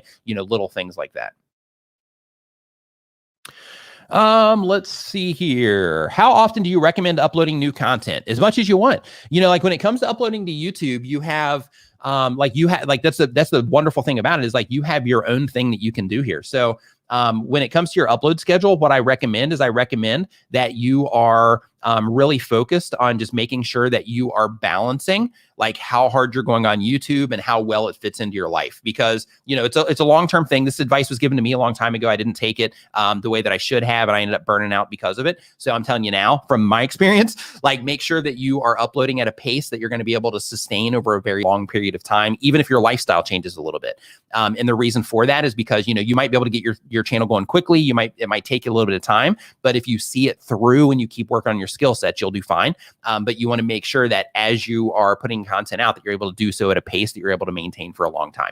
So what I recommend that you do is, if possible, try to upload weekly if you can. Some channels just upload bi-weekly or monthly and they still do fine. But if you are uploading more, then you're getting more experience faster, right? You're getting more experience faster. YouTube is getting data faster in terms of who the right people are to see your content, who the people are that are responding the most to it. So the more that you upload, the faster everything can happen, so to speak, in terms of you just developing your skill sets quicker, being able to make better videos, being able to optimize your videos better, being able to make better thumbnails, write better titles, because you're just going to have to do it a lot in order to make a lot of content. So your skill sets will improve quicker the faster or the more that you upload. So because of that, you want to balance out and think like, okay, what can I handle? What can I fit into my lifestyle? And how fast do I want this thing to move? And how fast do I really want to get really good at this? And then you want to use that information as, as your determining factor on how often that you should upload. If possible, try to do it weekly. Just so that you can at least be working that muscle, because if it starts becoming like a once a month thing, then in that case, it can be to where it's like, 3 weeks has went by since I've even worked on a video. And, because of that, the next thing you won't even be doing it. So if you commit to like once a week, then that also becomes like a more consistent commitment as well. So then you can actually start building the process of coming up with ideas and writing out your scripts or bullet points for your videos and putting your videos together in terms of recording them and editing and all that stuff. You can actually work it into your lifestyle so that that entire process fits with the flow of how you live your life. If you start working it into your weekly cycle. Benji Travis in the house. What is up, my man? So Benji Travis says, every Saturday morning, you the man, Nick, you the man, Benji. So here's the thing. So my brother and Benji are going to be going live in 86 minutes on the Video Influencers channel. So those of you that like Benji, and those of you that like my brother D, let's see here, D and Benji's stream. Here's a link to that. So head over. I'm just sending you guys everywhere to click reminders, right? So head over there, make sure you click that reminder so that after this stream is done, that you can, hop over there and you can enjoy their stream as well, because they're going to be talking about YouTube Shorts. I know there's been some questions here about YouTube Shorts as well. So because of that, make sure that you are heading over there, marking that reminder so that when they go live, that you're also showing up over there as well. Let's see here. How can my videos get recommended on YouTube? I upload Minecraft videos. So When it comes to getting your videos recommended on YouTube, it really comes down to the performance of your videos. It comes down to the topics of your videos, things like that. So even though you're doing Minecraft videos, when you start being specific about your Minecraft videos, then what can happen there is you can start, being recommended next to other videos that are talking about, the similar specifics of Minecraft. In addition to that, just talking about Minecraft itself is one thing, but when you can start getting a little bit more specific, then you can start getting suggested traffic from, other specific videos. You can also, target search terms if you want. And in addition to that, other things that is a really important thing to make sure that you know is that if you want to get your videos recommended more on YouTube, people have to respond to your videos at in a positive way from the recommendation features. So what that means is if your video shows up on a homepage, people need to click on it at a fair amount or competitive amount. People need to enjoy that content and be satisfied by that content at a competitive amount so that YouTube can identify that it's a good piece of content that is, I don't know if I don't want to use the word worthy because that's a bad way to frame it. But basically like you want to, if your content's performing, then it's something that makes sense for them to, for their system to show more people because it's helping them achieve what it is that they want, which is giving viewers the right content at the right time that they're most likely to enjoy it and giving them an awesome experience, right? So that they'll keep coming back to YouTube, so they can keep showing them ads or keep paying YouTube Premium or keep spending super chat money or whatever it happens to be. Like they're trying to get people to come back onto the platform and just keep them here because they're having an awesome experience, which is why YouTube is gigantic, right? Because they focus on that. So because of that, what you want to think of is you want to think, okay, if that's what YouTube's trying to accomplish, is they're trying to keep people on platforms, trying to, keep people clicking on content that they enjoy and that they're satisfied by, then in that case, I need to make sure that I'm making that type of content. So if I'm not currently making that type of content, I can't get people to click on it a lot, can't get people to watch it, for more than 30 seconds, then in that case, I need to start working on my skill sets because YouTube isn't going to magically all of a sudden just start showing my content to people if I don't start making better content. So because of that, if you're not getting, for everybody here, for all of us, I put out duds from time to time too, right? I put out videos where I'm like, yeah, they should like this, this is good. We put some thought into this, but I'll publish it and it just won't do well. It happens to me too. But what I'm saying is, you need to put out more winners than you do losers. So because of that, just if you're just putting out, content that just isn't getting any traction, then focus more on building the skill sets to help you make better content and focus less on the actual, like, hey, this is how many subscribers I'm getting. Because, at the end of the day, what you need to do is you need to raise the skill sets up in order to be able to get people to respond to what it is that you're doing. So once you can do that, then of course, it becomes a much easier process once you have those skills, because once you learn how to write titles that people can respond to, how to make thumbnails people respond to, how to make video content people respond to, like once you learn those skills, like you're gonna do great here, because then you can just repeatedly just put out good content. It might not be the best content you've ever made sometimes, and sometimes it might be, but you can continually put out content that's competitive for the platform that they'll continue to show to people. So that's the idea. What's your view on YouTube premieres? I think YouTube premieres are cool. I think that YouTube premieres should be used. People use them for a bunch of different reasons, but I think that they should be used for premiere-worthy things. So, when channels premiere, like all the videos that they published, I've unsubscribed from a handful of those because it makes it's like, why are you doing that? Because of course there's the interaction side. Like, I just want to, connect with people. Plus the people in the premieres are more likely to watch the video to the end, that kind of stuff. But like for me, like I look at premieres as like a special type of thing. Like, hey, like for example, like if I had a video that I'd worked on, it was something new. It was like a piece of hero content, which means it's something that's like, a much bigger project than I normally work on. It's meant to be, for a much larger group of people, that kind of thing. Then in that case, I might do a premiere for it. However, if I'm, making a video about anything else, it doesn't necessarily, it's not necessarily worthy of a premiere. So that's my thought on premieres. Let's see here. I mentioned my channel on Instagram and Twitter, and I find that I get more viewers that way. Absolutely. Like those types of things, it does come down to spreading awareness, right? It comes down to spreading awareness because, if you have other social media platforms, every person that knows that you have a YouTube channel that already follows you elsewhere, that's one other person that can come over and enjoy your content because they're already following you elsewhere because they enjoy your content. So if you match that up with what it is that you're doing on YouTube, then of course, yeah, you'll definitely bring people over. Let's see here. Would it make better sense to change the name of your, Would it ever make sense to change the name of your channel? Absolutely, Mike.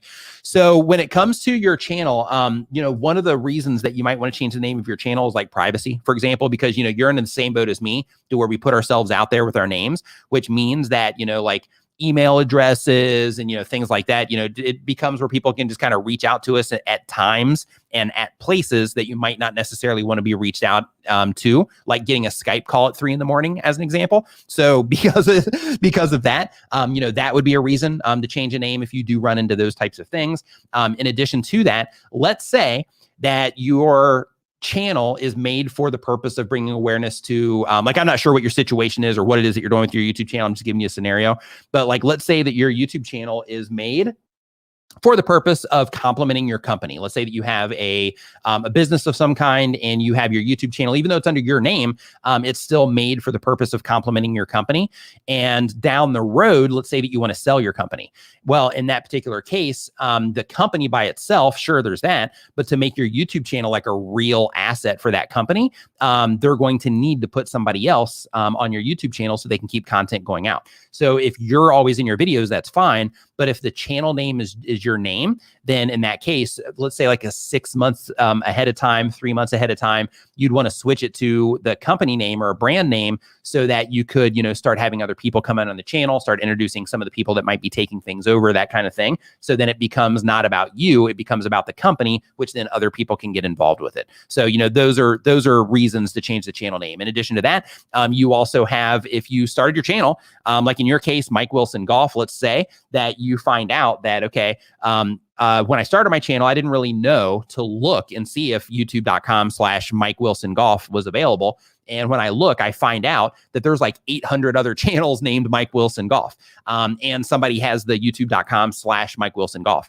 If that's the case, then for the sake of helping yourself stand out, you might want to change the channel name so that you can have something that's a little bit more unique. So that type of thing happens in a lot in like gaming channels, to where it'll be like, awesome gaming YT. Right? Things like that, to where it's just kind of like an easy name. So people will pick it and then they won't know to research it. And then they'll end up with a channel name that is pretty much impossible to find because there's a million different channels with the same name. So, those are just some different scenarios for you on reasons that it would make sense to change channel names, in different parts of the journey. Let's see here. Can you tell me what to do when my subs are not gaining from 1 month and I'm trying my best? Keep going.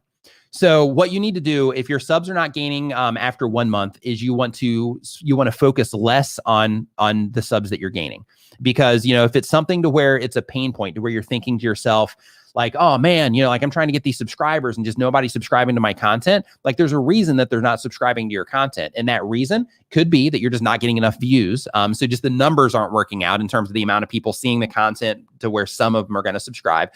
Or it could be to where it's just not clear the value that they're getting out of what it is that you're doing yet. So what can change is that you can, like you keep hearing me talk about here in the stream today, you can really work hard on your skill sets in terms of, learning how to make good thumbnails, learning how to write good titles, learning how to make better video content.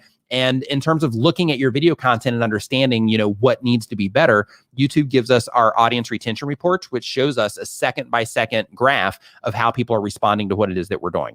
Of course, now that they have chapters introduced, some of that is getting a little bit crazy now. But, at the end of the day, what YouTube is trying to do is they're trying to, just create a bunch of satisfied users on the platform, just people enjoying content. So you need to develop the skill sets in order to give people an awesome experience, regardless if you have chapters in there, you don't have chapters, whatever, to where people are just enjoying the content that you're putting out. So right now, instead of getting frustrated by not having a lot of people converting into subscribers, just focus all of your efforts for the next 6 months. Just focus all of your efforts on learning the skills of the trade, right? Learning the skills of the craft.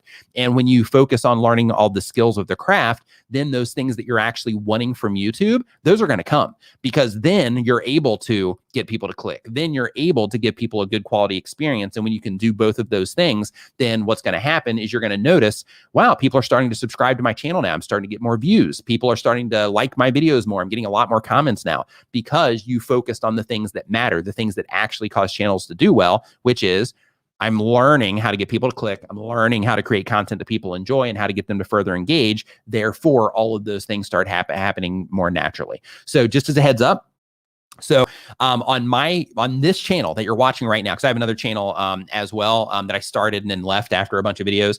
But on this channel that you're watching right now, it took me 5 months to get my first 150 subscribers on this channel. So just as a heads up, like if you're not getting, a lot of results right now, like, you're not alone. Like there's a lot of people in this chat right here that are also in a similar boat to where, they've been going for a month, they've been going for 2 months, and they're just not getting a lot of people subscribing yet. It's part of the journey, right? It's part of the process. So just embrace that part of the process instead of looking at it like you're doing something wrong, or instead of looking at it like, oh, there's just so much to learn, or instead of looking at it like, oh, this is never going to work. I've got, all these different things to do. Look at it like, okay, I'm new at this. So I'm going to give myself a break, and I'm going to understand that I'm new at this, and I'm going to understand that I just have things that I need to learn in order to get better at this. Just like if you were to start cooking today.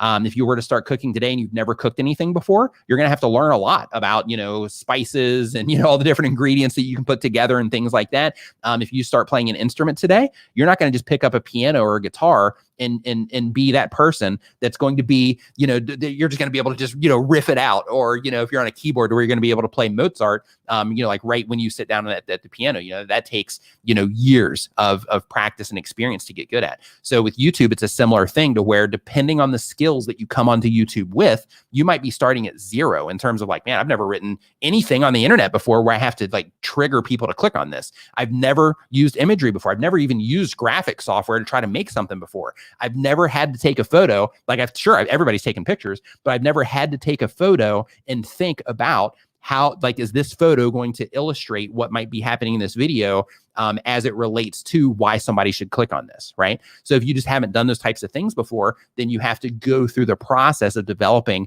the ability to do all those things effectively, right? In some cases, you might have some innate ability to where you're like, you come on, you're like, what, I kind of get it. And, you do the things and you end up putting things together, and then the channel does well, like right out of the gate. That happens as well. But if you are not, one of those people, then you have to do what the rest of us do, which is like, you got to go through the process of, developing those skills and learning how to do all this stuff.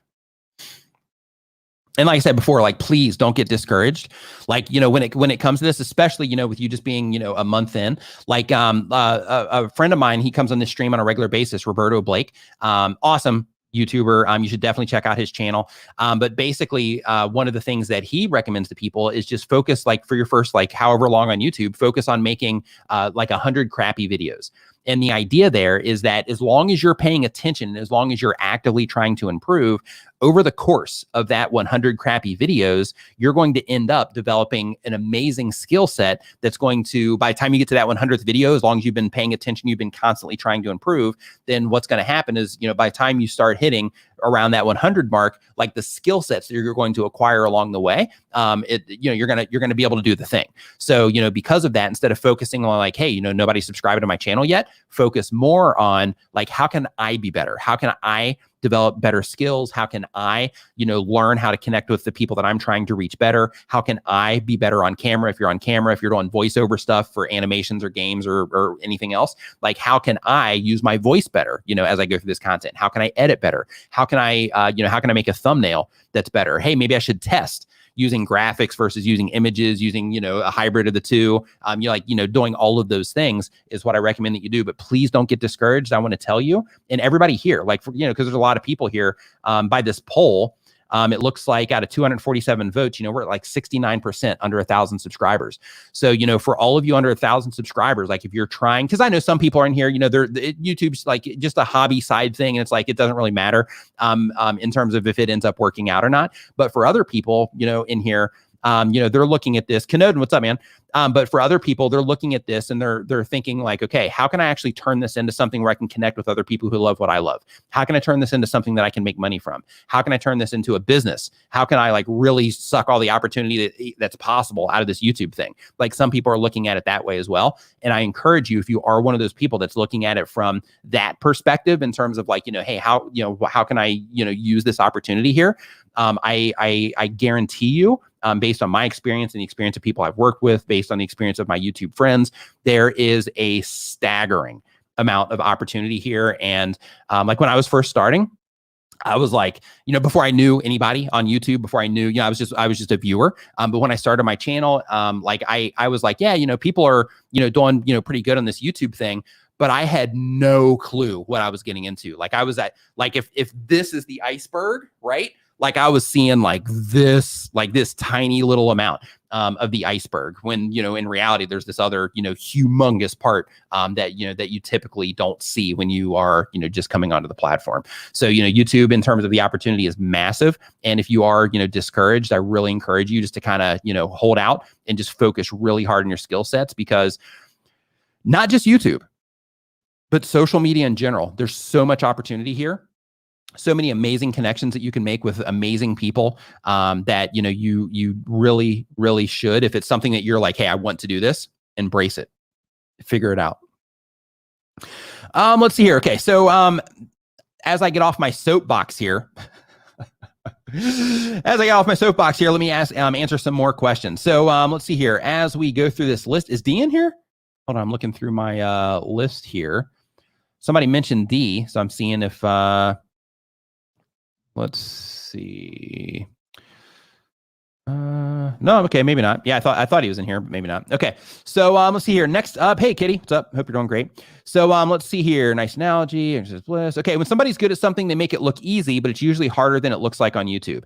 Absolutely. And in addition to that, another part of that equation is, you know, when you come onto YouTube as a new YouTuber and you've just been a viewer, you've been a civilian, then in that case, like, you're looking at content from a different perspective, because you're seeing the content that gets a response. That's why you see it, right? So like when you're on YouTube as a viewer and you are not, you know, like you're just on there like, hey, I'm just here to consume content or to watch videos. I'm not like a content creator, and you're not thinking about that yet. Like, you're watching all these videos and you're seeing all these people making all these really cool videos, and you're not thinking about performance and things like that. But the reason that you're seeing those videos is because they're proven to perform. And since they're proven to perform, YouTube is recommending them to you, and then you click on them and then you watch them, which then helps those videos perform even better, right? So when you're first coming onto YouTube, you're not really thinking about those types of things. But you know, for this comment right here from Griffin Painting, you know, they say that they make it look easy. They absolutely make it look easy, because you're not seeing all the stuff that goes in behind it. You haven't seen, you know, like if you're watching a channel that's been online for a year, or it's been online for, you know, a few years, whatever, like, you know, there's so much experience and so much things that they've learned in that process. And all you're seeing as a viewer is you're just seeing that in video from all of the things that, you know, all the skills that they've gained, all the things that they know, all the things, you know, the way that they see things. Like, you're just seeing that end product, and you're like, hey, this is great. Enjoyed that video. I'm going to subscribe and then move on, watch another video, whatever. But, you know, at the end of the day, once you become a creator, everything changes, because then you've been watching all of this good content, and that can create an expectation like, hey, these people are publishing a video and they're getting, you know, 5,000 views on it or 100,000 views on it within the first 24 hours, where I publish a video and I get like 5 views. What's going on? Well, it's because, you know, that person has, YouTube has history behind that channel in terms of the people that respond well to the content or the type of users, so they can kind of match that against, you know, others in the system. But in addition to that, you know, those content creators have developed the skills over time to be able to get people to respond to what it is that they're doing. But when you first come in, you have to go through that part of the journey that you don't see from those people that you were watching before you came on. Hey, what's up, Matt? Welcome to the stream, man. Let's see here. Hope you're doing great, Matt. Let's see here. RPG Authority says, I'm back. Had to take the wife to work. Welcome back. Superchat. Does it hurt analytics when you have a high number of views with a low number of likes? All of the things matter, right? So technically, you don't need the additional engagement. Like, if people really enjoy the content in terms of they watch it all the way in, they click on your end screens, they watch another video, or YouTube recommends an up next, and they just keep going through that path, then, you know, you don't need a lot of engagement for your videos to perform well. However, every place where people can further engage, look at it kind of like a point in your favor. So, you know, if you're getting a lot of likes, then of course those are a lot of points in your favor. If you're getting a lot of comments, those are a lot of points in your favor. If you're getting a lot of people to the end of your video, then that's a lot of really important points in your favor. If you're getting people to click on another video in your end screen, then that's even more points in your favor, right? So you want to look at it from that perspective in terms of, you know, it's not necessarily that you get hurt, but all of the things that you can cause to happen on your content because people are really enjoying it, those all lean towards helping YouTube systems, their algorithm, identify that the piece of content that that particular viewer just watched is a good piece of content or a satisfactory piece of content, or at least a piece of content that kept them on your watch page for a certain amount of time, and then of course cause that person to engage in some way. So that's what you want to think about. But at the end of the day, like, these are the types of questions that are really important to ask, because this is how you uncover information. But the things that you really want to focus on is the things that matter the most. Because when you focus on what matters the most, in terms of, like, you got to learn how to get people to click, you got to learn how to, make a piece of content that people enjoy. If you focus on those things, then, all of those other little details, they're just little things that, that add up. But in terms of, questions like this, it's good to ask things like this, but, at the end of the day, you want to focus more of your efforts on, like, okay, how do I do these things better? Versus like, hey, if I do this, if I add, 5 tags versus 10 tags, is this something that's going to work, negatively against me? If I see in my YouTube Creator Studio, they're showing me a certain view count, versus if I look in search, they're showing me another view count, and on a homepage, it shows another view count. What's going on? Like, those types of things just aren't as important compared to, how can I make my thumbnails better? How can I make my titles better? How can I connect with my audience at a deeper level when they're in my content? How can I get people to watch more videos once they're actually into one video? And how can I, create a piece of content that people really enjoy, right? Like, those are the most important questions that you can ask. All right, let's see here. As we keep on going through the list here, we've got, if you're starting a YouTube channel as a teenager, is it best for beginners? Is the best choice for beginners or adults is better? So it's either way, like, everybody has an audience on YouTube.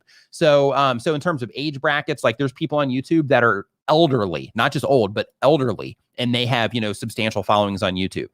There's also people that are young, really young, that have substantial followings on YouTube as well, and everything in between. So either one, you're fine. Let's see here. How is consistency related to YouTube promoting the content impressions for videos? Does the channel really die if a creator is not consistent? Doesn't necessarily die, but in a lot of cases, you can definitely see traffic going off. So you can even see this on my channel. So I'm not getting as much suggested traffic now, and I'm not getting as much browse traffic since my consistency, since I'm not being as consistent on my channel right now. So my recommendation traffic is really low right now compared to what it normally is. So if I go and I start being consistent again, because I've went through this before, if I go and I start being consistent again, then things will kind of pop back into place, or those different traffic sources will start ramping up. And part of that also comes from, like, new videos that are being published. So for example, like, if I publish a video today, or you publish a video today, then you have that new tag where YouTube is trying your video and all these different surfaces and seeing how people respond to it and all of that. But as people are clicking into those videos and they are responding to them, then you also have some suggested videos there, and YouTube, in some cases, you'll end up in that next up spot. So you'll start getting some suggested traffic from that. And that whole thing gets amplified from every video that you publish, because, if you publish a video today, then somebody interacts with that video, and then they watch another video in the sidebar, or maybe from your end screen. And then, maybe they go into your channel, they watch another video, or they just keep following recommendations. And then you had that one viewer that just turned into like 3 views or 5 views or more on your channel. So, scale that out, right? Because you always want to think and scale on YouTube, but you scale that out, and, that adds up to a substantial amount of views over time. Let's see here. RPG Authority says there's dogs with more subscribers than Nick. That's true. Any age, race, or species can make a channel. Absolutely. Yeah. As long as they can get their paws, like on a mouse to actually, to set the channel up. No, I'm just kidding. Yeah. So the owner sets the channel up. But yeah, so yeah, there's dogs on YouTube with huge followings. So, that's another perspective as well. I love that, by the way. Let's see here. So how exactly does the YouTube algorithm work? So there's actually, if you go to here, I'll show you really quick. I'll pull it up. But there's actually a page that, let's see here, that YouTube put together for their viewers, but you can also pull tons of information from this as a content creator as well. But I'm going to share this here, and then I'll show you. Hold on, I'm just making sure nothing is okay. No, I'll pop that out into something else. We'll just do it here. Okay, yeah, let's do that. Okay, so here I'm actually going to show you really quick just some information here from YouTube, just so I can show you from the horse's mouth, so to speak, right? So it's not like, hey, here's this guy, I just ran across this live stream that he's doing. Like what's all this stuff he's talking about? Like I'm showing you directly from YouTube here. Okay. So, so basically one of the things that they show you here, we're going to pop open search. We're going to pop in recommended videos. So right here, if we go to YouTube search, one of the things that they say here, if we sort through this, they say with over 500 hours of content uploaded to YouTube every minute. Think about that for a second in terms of competition and why it's so important to make sure that your content is competitive. Here, hold on really quick. Macros again, and then we will stop the rotation. There we go. Okay, so right here, with 500 hours of content uploaded to YouTube every minute, finding what you need might be nearly impossible without some help sorting through all the videos. YouTube's search ranking system does just that by sorting through loads of videos to find the most relevant and useful results for your search query. And this is for search, but we're going to get into the other ones here in a minute, and presenting them in a way that helps you find what you're looking for. At YouTube search, we prioritize 3 main elements to provide the best search results.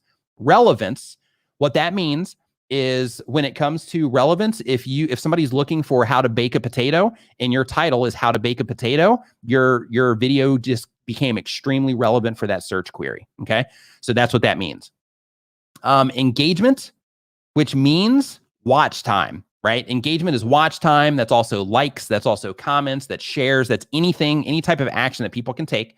And quality. Quality is the viewer experience. That does not mean that you're uploading 8K footage. That means the viewer experience. To estimate relevance, we look into many factors such as how well the title, tags, description, and video content, right here, title, tags, I just want to highlight that really quick, description, and video content match your search query. So if we unpack this one, right? So you have your title, of course, that's a no-brainer, tags, no-brainer, description, no-brainer, but video content matches a search query. So what this is when you publish a video to YouTube, people are looking, or not people, but their system is looking and listening to your video. Their system is determining based on the things that you're showing in the video. Their system is determining based on the things that you say or whatever it is that you're doing in the video. Their system is determining how well does this match as well, the title and the description and tags of this video. So because of that, when you are putting your videos together, just keep that in mind as well in terms of the video content also matching the query. Engagement signals are a valuable way to determine relevance as well. Because if somebody goes into a video, like if you had a video on how to bake a potato, and they go in and they click on that video, and then all of a sudden it's like, hey, wait a minute, they're not showing me how to bake a potato. They're actually showing me how to peel a potato instead. So they end up leaving that video. Well, right there, that it's not a valuable piece of content, and then it ends up hurting the relevance of that content. We incorporate aggregate engagement signals from users, which means we may look at the watch time of a particular video for a particular query to determine if a video is considered relevant to the query by other users. So to unpack that one really quick, watch time of a particular video for a particular query. So if you put in, if your video is how to peel a potato or how to bake a potato, people are clicking on your video, and those people are watching that video longer and engaging with that video more than the other videos on how to bake a potato, then over time, you're going to end up dominating them in the search results. Finally, for quality, our systems are designed to identify signals that help determine which channels demonstrate expertise, authoritativeness, and trustworthiness on a given topic. So with this one, when it comes to niching down, right? You hear all of us YouTube help channels. Everybody's like, make sure you're niching down. Make sure you're serving a very particular audience. Make sure that your channel's a resource for a certain type of content. We're always saying that. This is why. Right? So their systems are designed to identify signals that help determine which channels demonstrate expertise, right? So if you're always talking about one topic, then your channel becomes an expert on that topic. Authoritativeness, right? Like you're an authority on that topic, and trustworthiness on a given topic, okay? In addition to these 3 main factors, we strive to make search results relevant for each user, and we may also consider your search and watch history as well. So right here, we may also consider your search and watch history for viewers. They use that to help identify things that those users might be interested in. Wow, we just had a big spike right here. What happened there? Well, we just had a jump up to like 396 out of nowhere. I don't know if that's an error or not. But anyway, that's why your search results might differ from another user's search results in the same query. Pictures below are side-by-side examples showing users similar search can differ based on these factors. So anyway, the example that they're showing down here means that when you make a video and you're like, yeah, I got #1 in search, and you're looking at it from like your account, you're like, hey, I'm in the top 3 in search. Well, if I look at it, I might see something completely different, right? So because of that, when you think that you show up in search somewhere, you want to make sure that you're looking at that, across like your channel, maybe look from, somebody else's phone, looking at incognito mode, and just see if you're like one of those videos that stick there, or if you're just getting served up there for the people that are interacting with your channel on a regular basis. In addition to that, recommended videos, right? Because this is also part of it. So recommendations help you discover more of the videos you love, whether it's a great new recipe or try your next favorite song. We share recommendations both on YouTube's homepage and in the Up Next section as a suggestion of what to watch next when you're watching a video. We're constantly testing, learning, and adjusting to recommend videos that are relevant to you. We take into account many signals, including your watch and search history, if enabled, as well as the channels that you've subscribed to. We also consider your context, such as your country and time of day. For example, this helps us show you locally relevant news. Another factor YouTube's recommendation systems consider is whether others who clicked on the same video watched it to completion. So how we are constantly talking about making sure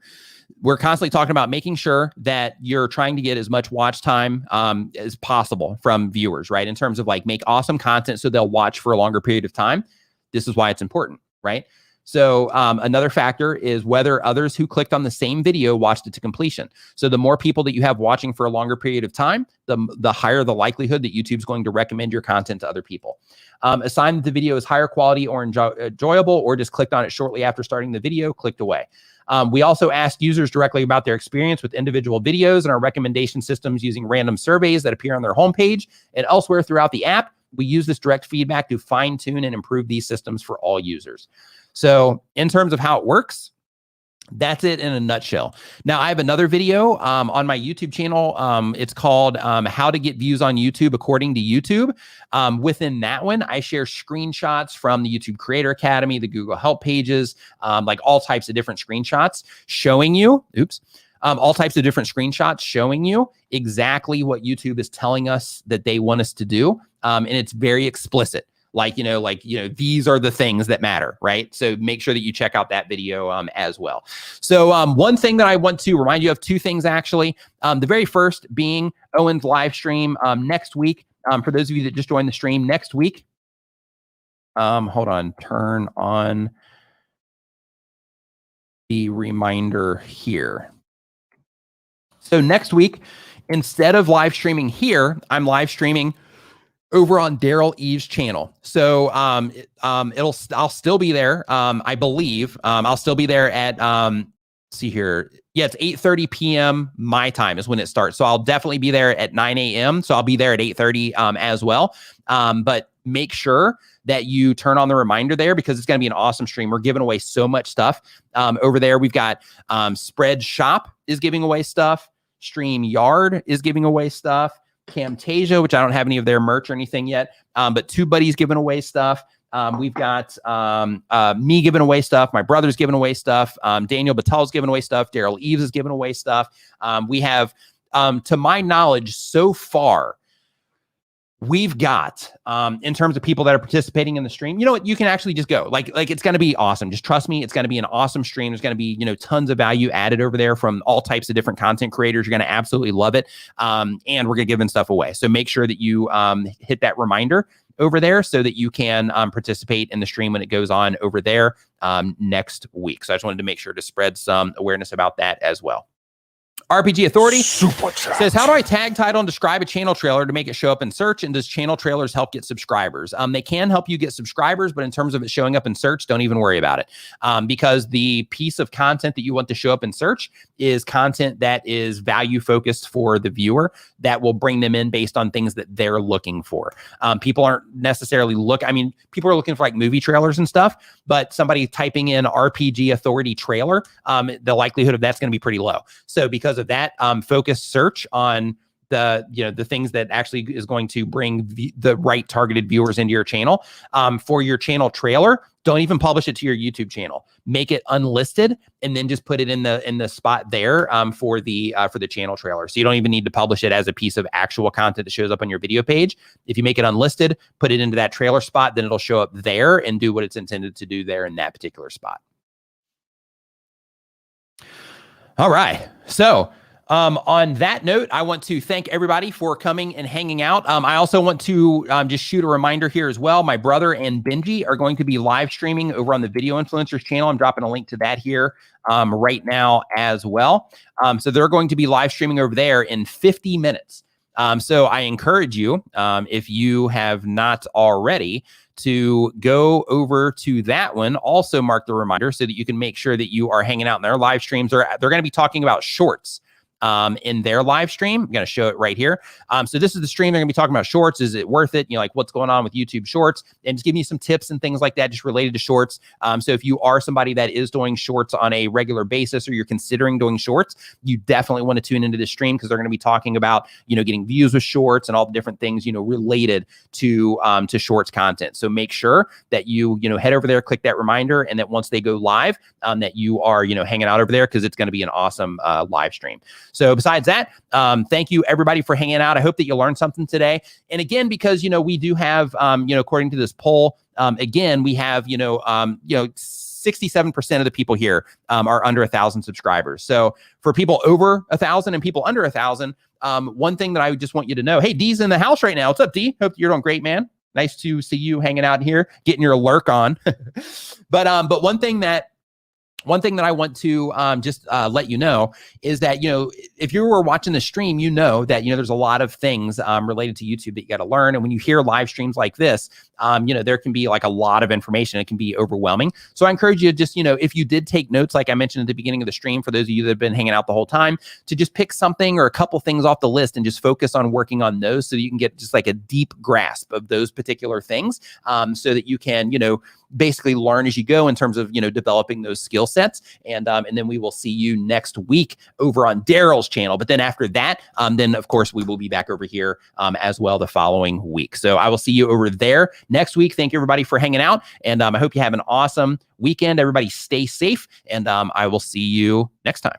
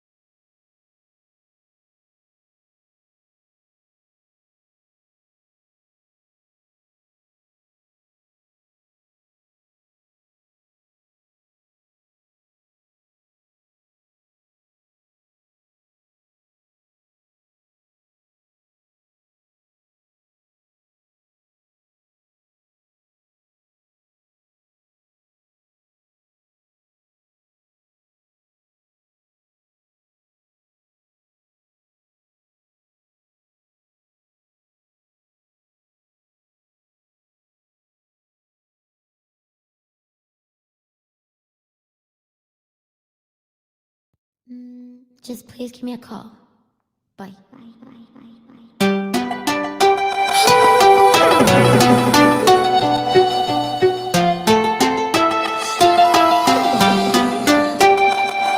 I'd be stuck in my head.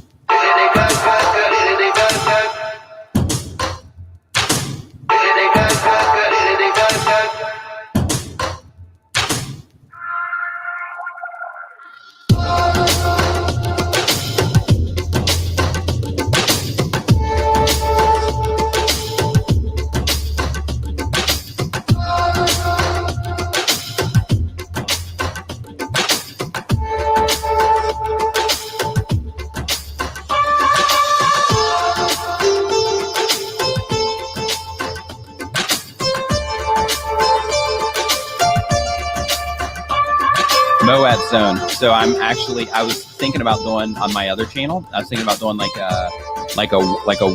a work with me stream. Thought that would be fun.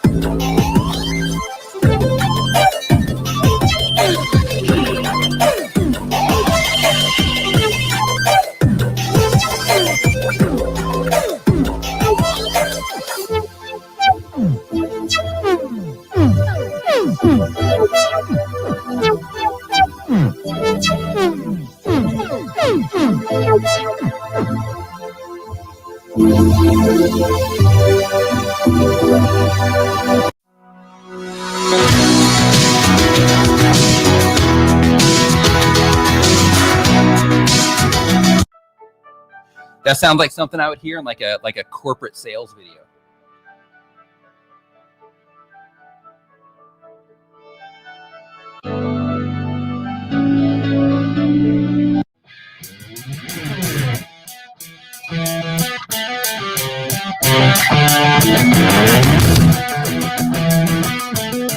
This one's for Dark Cooler.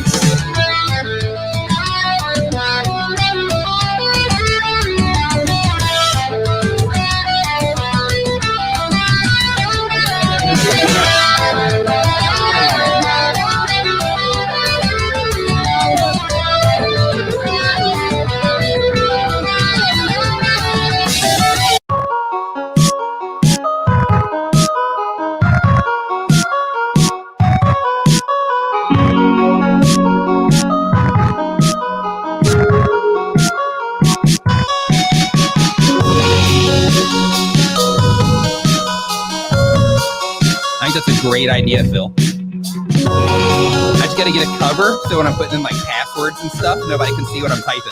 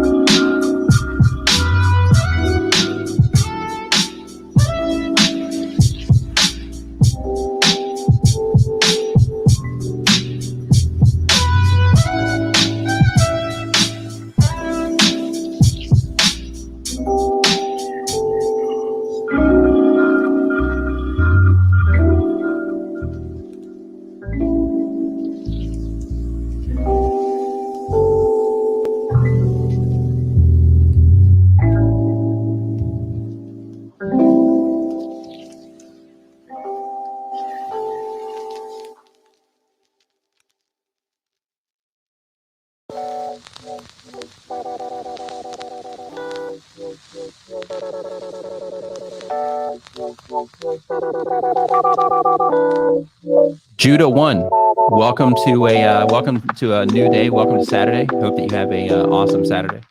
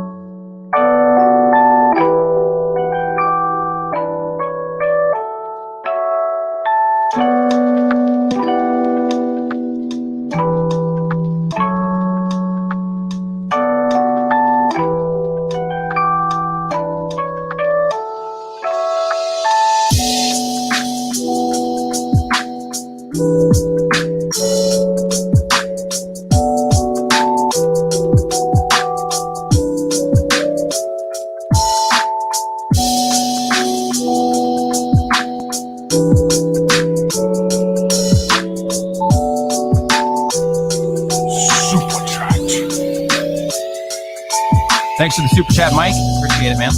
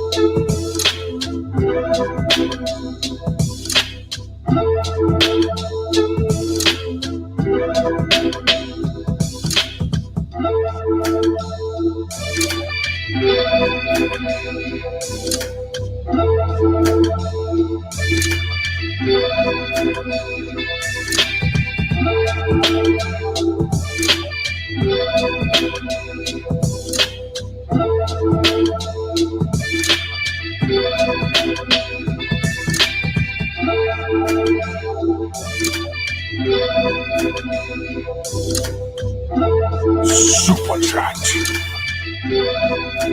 Thanks again, Mike Phillips. Appreciate it.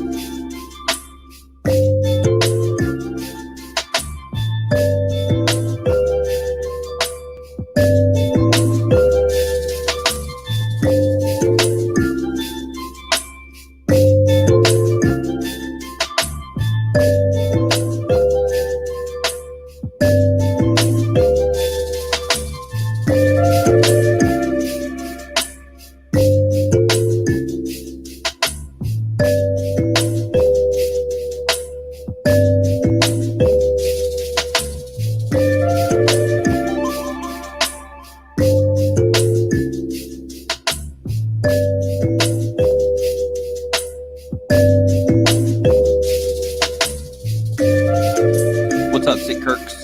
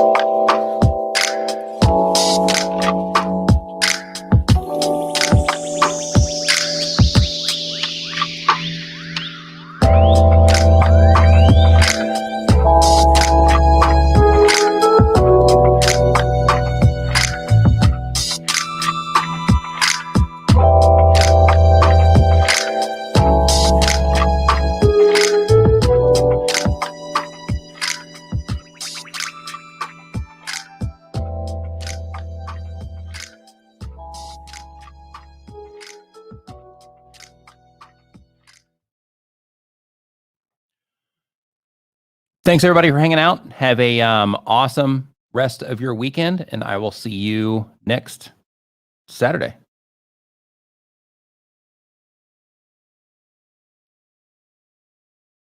Benji and my brother are going live here in like 9 minutes. So so make sure to head over to the Video Influencers channel on YouTube and check out that live stream as well. And I will see you guys next week.